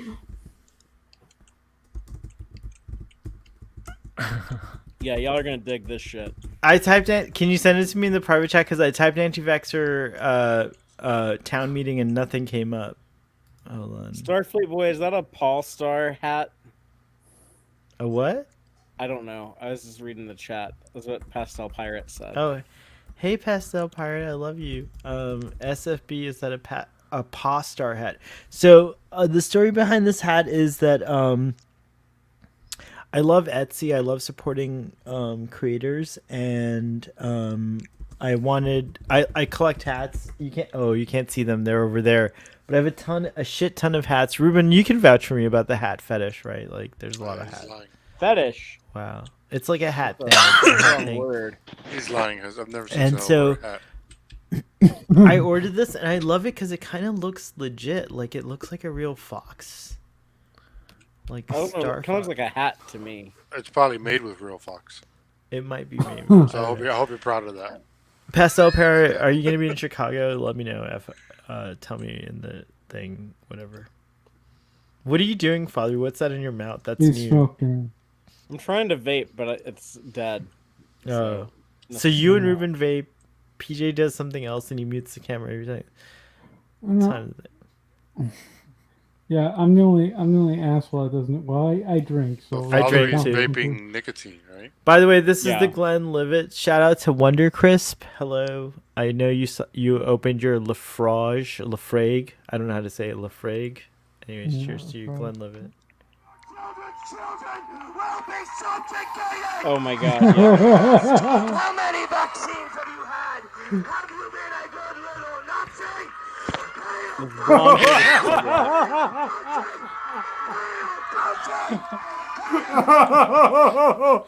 black. It's like, Is he Your saying children will be Fauci or subjugated. hail Fauci? They will ask you for your vaccine card and ask if you've been a good little Nazi. Hell, Fauci! Hell, Fauci! Oh my god. What is wrong with these people? it's sad that it's like against the law, like to run up to people like that and just beat the shit out of them. By the way, Texas had a They're great so moment. dumb. Texas had a great moment. Violence begets violence. The governor of Texas was like against masks and Yeah, Greg Abbott. Yeah, He's Greg got Abbott. COVID now. It's sad that like he won't die from it because rich people can afford like really good treatments and recover quickly. But That's a horrible anyways, thing to say. Texas, like Florida, was creating mandates against masking in schools, and the legal system in Texas won, and so the school can do whatever it wants, which is most people, sensible people, are requiring masks. In Florida, we're not so lucky yet, but this is a rare political moment. I feel like we are in a state which is run by a death cult, so I hope that changes very soon. A death cult, legit, yeah, like all about like how many people can we kill, and so it's terrible. Well, no, I don't. I don't mean to laugh, but just the way that you're saying it is. No, it's a death cult. Like there's cults who are all about killing people, and that's what our government is. Unfortunately, I feel very sad. I think you're very inebriated now. I'm not even monetized, so yeah, I am demonetized. It's true. Anyways, carrying on. oh, hold on. Someone's shooting a gun outside my place. Are What? you serious? Yeah. Someone's doing what? I've heard like pop, pop, pop, pop, pop. What? Pop, pop. We're gonna wait. We might have to end the stream. Now, Let's all sit in silence. This would be a good time to end it, though, wouldn't it? Do we have It might anything be. else? Yeah. Are we gonna do we talk about everything? We never talked about what if. We didn't really dive did. deep talk into about We that. did. We We totally did. You drunk. We I got did- a we did whole that at the special beginning. explanation that. just We for already me. forgotten. Yeah, we We did already that at the forgotten very we talked beginning. about it. Yeah. Oh look, we got check out Paw Star. They have hats with pierced ears. Ooh, I like that. And then also they have real looking hats too. Oh, I have Fennec. Oh, Fennec Fox. Ooh, Pastel Pirate. Am I following you on Twitter? I need to. Are you on Twitter? I need to follow you. Just. I don't think she tweets very much. She doesn't tweet yet. I'm gonna try to find you. I'm probably following you, Pastel Pirate, but like, let me know about these hats because I love unique hats. I love this. I love my Nerd Fox hat. It's nerd because it's got the Star Trek thing in there. What do you guys have to? Wearing that, I thought it was like a Pokemon thing. It is kind of Pokemon-ish, right? Anything you guys got to promote? Let's start with Father. Will end with you, but Marcel, what do you got to promote this week? The same stuff that I promote. You were gonna say shit. We're gonna say the same shit. No, here. Well, fuck it. I have to promote the same fucking crap that I promote every goddamn week. Wow. Sorry. First up, I have a podcast dedicated to examining the work of my favorite writer and director working today, J.J. Abrams. That podcast is Radio 815, and it releases year-round. And right now we're talking about Lost Season 3. So if you want to come on and hear me talk about how much I love Lost and J.J. Abrams' work, go and there. Alex Kurtzman, shout out to you. You have endured being fired every fucking 10. Oh, don't start that shit. Come on. It's almost done. It's almost done. I was trying to help Marcelo. I was trying to help Marcelo. All right, go on, Marcelo. All right, and I also have a personal podcast that's entitled the Red Wall Podcast. That is about to finish its third season this coming Friday. So I'm thankful to anybody who listens to that show because that show, that particular podcast, is very personal to me. So I just thank anybody out there who listens to the show, and I really appreciate it. And the last thing I have to promote is my YouTube channel, Balloon Head Productions. I review Doctor Who episodes on there, Smallville episodes, and Mission Impossible episodes from the 60s. That's it. Sorry, I was on mute. Dude, I want to do a Mission Impossible thing. Let's talk offline. Are you in the Nimoy episodes yet? Have you gotten a Nimoy? Oh, not yet. I'm gonna get there though. When I get there, if you if you guys want to come on when I get there, and we can talk about that if you want. I've probably seen like 100 episodes of Mission Impossible. I don't know how many episodes there are, but when I was a kid, I used to watch it. It was great. No, but yeah, Mission Impossible, and Star Trek are my two favorite franchises of all time. So. Do you like the Tom Cruise films? Really? What does that mean? That's a question? Oh, yes, you do. He loves Mission Impossible and he loves J.J. Abrams. Oh, true. Yeah. Okay, sorry, my bad. Yeah. Thanks. Thank you, Father. Thank you for defending me. Thank you. Deputy Martian, tell us about your handle tonight. What is the whole deal with the deputy? And then tell us what you've got going on in your universe. And also, I just love that you come on here, and I'm getting all sentimental, and I remembered when you defended me from being a fucking raghead. Thank you. I appreciate it. All right, go on. Yeah, but then I also did that. There's that other time where I didn't defend you. Yes, he broke my tooth, and it's still evident. You can see this chipped tooth? 33 years later. See this chipped tooth? See this chipped tooth, guys? Ruben is the reason why this tooth is chipped. What'd you do? I'm not the reason. I'm part of the reason. I'm an accomplice to the reason. He's an accomplice. It's true. Okay, fine. I agree. Although my friend wanted to do a wrestling move on Sahel. Yes. He was not a willing participant. I held him.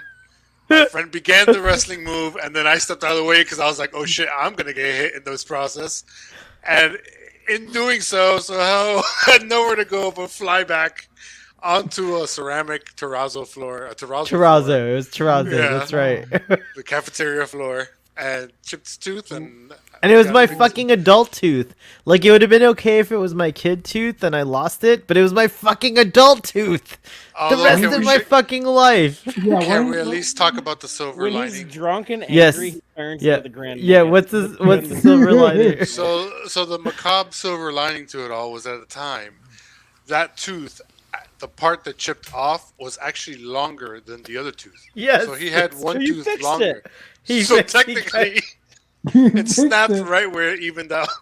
Well, he should have Wow. thanked you. He's giving you shit No. about it, but he should have No, thanked no, you. yeah, You you should give me send shit him a about bill. it. I would Alright, rather I put buy him an extension.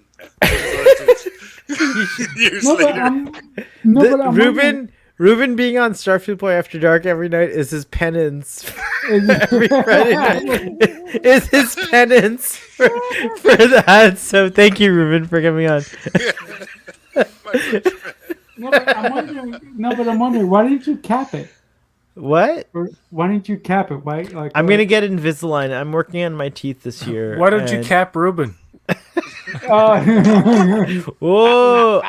We're not like that. We're not like That that. was so hell. You're not like that. I didn't realize. I'm sorry. We're not like that. We're I peaceful. thought you were a gangster, man.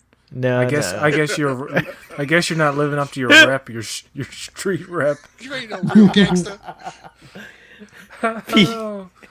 PJ, what have you got going on? Wait, real quick, Ruben-Writes.com, popaxiom.com. Anything in the pipeline that you can share with us?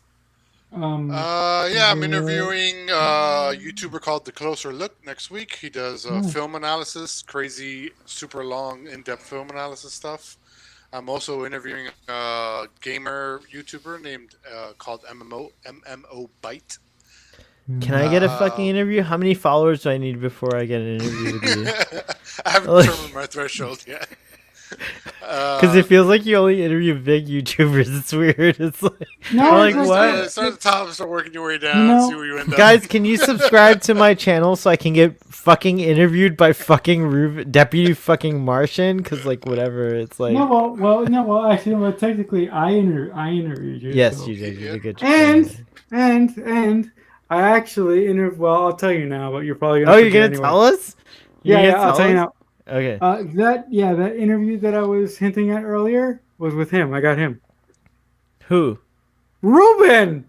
Oh, that's not Marcelo very. got me one-on-one. Wow.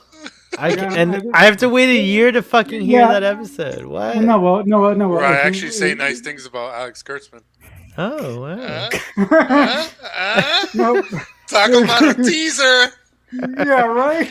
But we have to wait a year. We have to wait a year. All right, No, fine. Well, listen. I'll do this once I edit it and once I get it all ready. Just for this group, if anybody wants to hear it, I'll DM it to you guys. But if I do that, you have to promise me that you won't put it anywhere. I promise I won't do spoilers, even though I'm put all on his about OnlyFans. spoilers. Yeah. All right, sweet. But it was a really, really great conversation, and I mean, it's really inside baseball when it comes to writing. So I don't know if it will entertain people like you who are not who are not writers. But it was really great, and I was really grateful that Ruben gave me his time, and it was really great. Oh, that's awesome, dude. PJ, what have you got going on? You can check out my new podcast called Mr. Humphrey's Rabbit Hole. It's a deep dive into each and every episode, Are You Being Served? And the sequel series, Are You Being Served Again? We will ignore the movie completely. That's all a lie. That's a joke. But I have a channel on YouTube, and 10 p.m. You actually had me interested. I was like, I want to watch this. Yeah, I was almost like, can I be on that? Can I be on that podcast? Oh, look, Blue too. Blue's like, is this real? If we all subscribe to BritBox, I would definitely start doing that. I might We do should it. start. I think We should I start a would do it channel for talking that. about a show that doesn't exist. Just to start that whole Mandela effect thing, where people be like, "Yeah, I remember that episode," and we'll all be like, "Yeah, sure, you remember." No, let's do a review of the movie Kazam starring Sinbad. From the 90s. Yeah, right. No, but Very nice. tomorrow Saturday night at 10 p.m. Eastern Standard Time, DS9 commentary watch along. This time it's the episode Babel. Ooh, Babel, yeah. Babel. PJ, that's a really good episode, but the thing you need to remember when you're talking about it is that tennis, car, ratchet, window, Alabama, toothpick, That's really good. That's really fucking good. At midnight 30 for you, Father. At midnight 30, that's really good. I'm impressed. Well, that's what time that your mom starts to get excited. So I got to be ready to perform. Oh my god. Dang. Wow. I deserved every You That deserve was, that. that was I payback for something earlier. in the Yes, show. that was super cool. No, Thank You you. weren't paying attention. Pastel Pirate. I'm gonna leave that up there. Thank you, Pastel. It was That's like like one one- little eye one- and one big eye. Like It's like, oh, Father, what do you got to promote? Go tell us about your recent chat about Lord. Sure. Can I just say I'm drunk, but I just want to say that was a fucking fun discussion and a Always- deep discussion. Which I can one? always Which one? The one most on recent Text one? Trek. The Text Trek one. It was so good. I feel like Starfleet Boy is a reaction. That was a discussion. It was awesome. I like you always know like he's about to say something like with a bunch of enthusiasm. He makes like this face where he's like, and then like he's about to be like, "Can I just say?" And then he just goes on about something. But I love your enthusiasm and thank you for the kind words for promoting the content that you were in. It was a little selfish, I think, on your behalf, but no, thank you so much. Yes, we had a wonderful talk on this week's episode of Lower Decks. Kayshawn, his eyes open. Over on Text Trek, you can watch that on YouTube now, and then either late Sunday night or early Monday morning, you can listen to it wherever you get your podcast. We're doing coverage of every episode of Lower Decks, every episode of every new Star Trek show. And in addition to that, we are working on doing something tomorrow. I'm not sure what time. Just look out on Text Trek's Twitter and the YouTube. Subscribe so you Well, we're get trying to- notification. Click on the notifications and all that good stuff. What about like at 7 p.m. Eastern, 6 Done. p.m. Central? Deal. Okay, Deal. tomorrow, That's perfect. Yes. We will be doing a Star Trek Las Vegas 55-year mission debrief, in which I will talk Woohoo! about everything I saw at Star Trek Las Vegas last weekend, and that whole experience. It was very unique, very different this year. A lot of COVID guidelines, everyone masked and vaccinated, and a lot of I was very unsure, what's that going to be like, and it was a very, very unique experience, but also I was very impressed with the Star Trek fandom for, complying with the guidelines, and I felt that was a very, very safe event. I felt like it was probably safer than, say, like eating at a restaurant or going to a movie or, like other things like that that you can do. So yeah, it was an interesting experience. I have a lot to talk about, and so that will be streamed to YouTube exclusively tomorrow. Excellent. I look forward to it. Starfleet Boy actual. Whoa, I'm drunk. Damn, I can't talk. Starfleet Boy actual, which is a Battlestar Galactica reference. You can't do that. You can't take that from me. What? You do What? that? You do Yeah, that? that's my email address is fatheryactual@text-trek.com. It just shows how good friends we are. Anyway, Starfleet Boy. It's Starfleet Boy actual, which is Starfleet Boy whatever. We're gonna talk about TOS Patterns of Force. I'm excited to talk about this episode. Also, a huge shout out to Lieutenant Leslie. What's the actor's name, Father, who passed away today? Oh, the guy who played Leslie. Yeah, Lieutenant. It began with a P, right? It was like No, that's his last name. I think it's like Pesky or Paskey. Paskey, yeah. But yeah, he played Mr. Leslie on the original series. So we don't have many of those TOS recurring guys left. So He's been on a lot of episodes of TOS, so we have a few left. I think he goes into season 3, doesn't he? yeah, he's gonna have a whole run. Yeah. The actor who portrayed him suffered from migraines from the lights. He also had back pain from like, and also it was Wow, guys, what is happening How to many me? How many fingers? He started drinking. Remember when you put many up that fingers? tweet that said pre-gaming for Text Track, and then I like did. Mike McMahon's liking it and shit. Yeah, this I is the did. end result I of that. started drinking. That was like 6.5 hours. Anyways, I have one sip left, so here's to you, Lieutenant Leslie. He wasn't a lieutenant, but okay. We promoted him. He's a lieutenant now. You're like a fucking god, Leslie. Anyways, You want everyone to be. You're like Lieutenant Barnes. Everyone's a lieutenant. Yeah, everyone's like a fucking lieutenant. Anyways, tomorrow it's Patterns of Force, which is a very interesting episode of TOS. We're not gonna have glad I'm missing that one. Yeah, we're not gonna have Father on it, but I have a lot of thoughts about that episode. It's gonna be very interesting.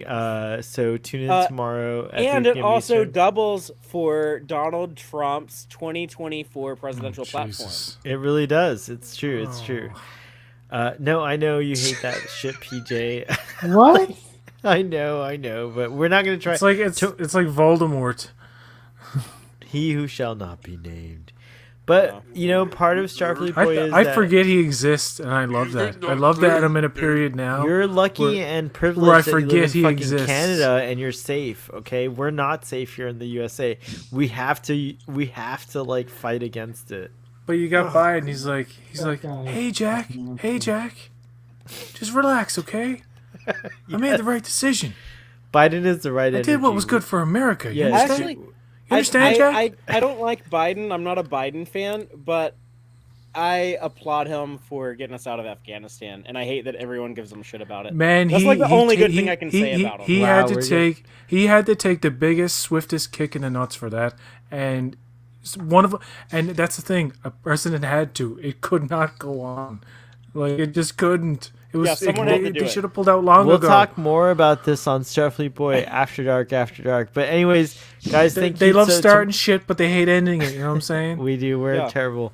Anyway, America's got a lot of problems. We can do another stream about that. Just focus But on God that. bless America. I think most Americans are lovely people. Thank you. Well, you. I Canada, you're appreciate it. next. Yeah, That's you're the only next. reason why we got out of. I want to move to Afghanistan Canada. is you're I want to next. marry a Canadian. Any Canadian eligible. We're marrying Canadian. PJ. He's single. Yeah, Well, PJ come doesn't on up. marry. What? Come on up, and I'll introduce you to the 4 gay people in this city. Yes, I'll marry Oh any my of them. God. I'm down. Anyways, so check out fucking Starfleet Boy actual tomorrow for Patterns of Force, and then also on this channel we had the privilege of interviewing Sean Farrick about his OnlyFans, and we got to talk about a cool subject, which is sex work. And Pastel Pirate earlier posted. I gotta find it. Sex work is real fun work. chat. Or Is something? real work, yes, and it's true. Sex work is real work, so it needs to I be think it's legitimized. surreal work. It is also surreal work sometimes. Anyways, live long and prosper, everybody, and we will see you next time. Bye. Thank you so much for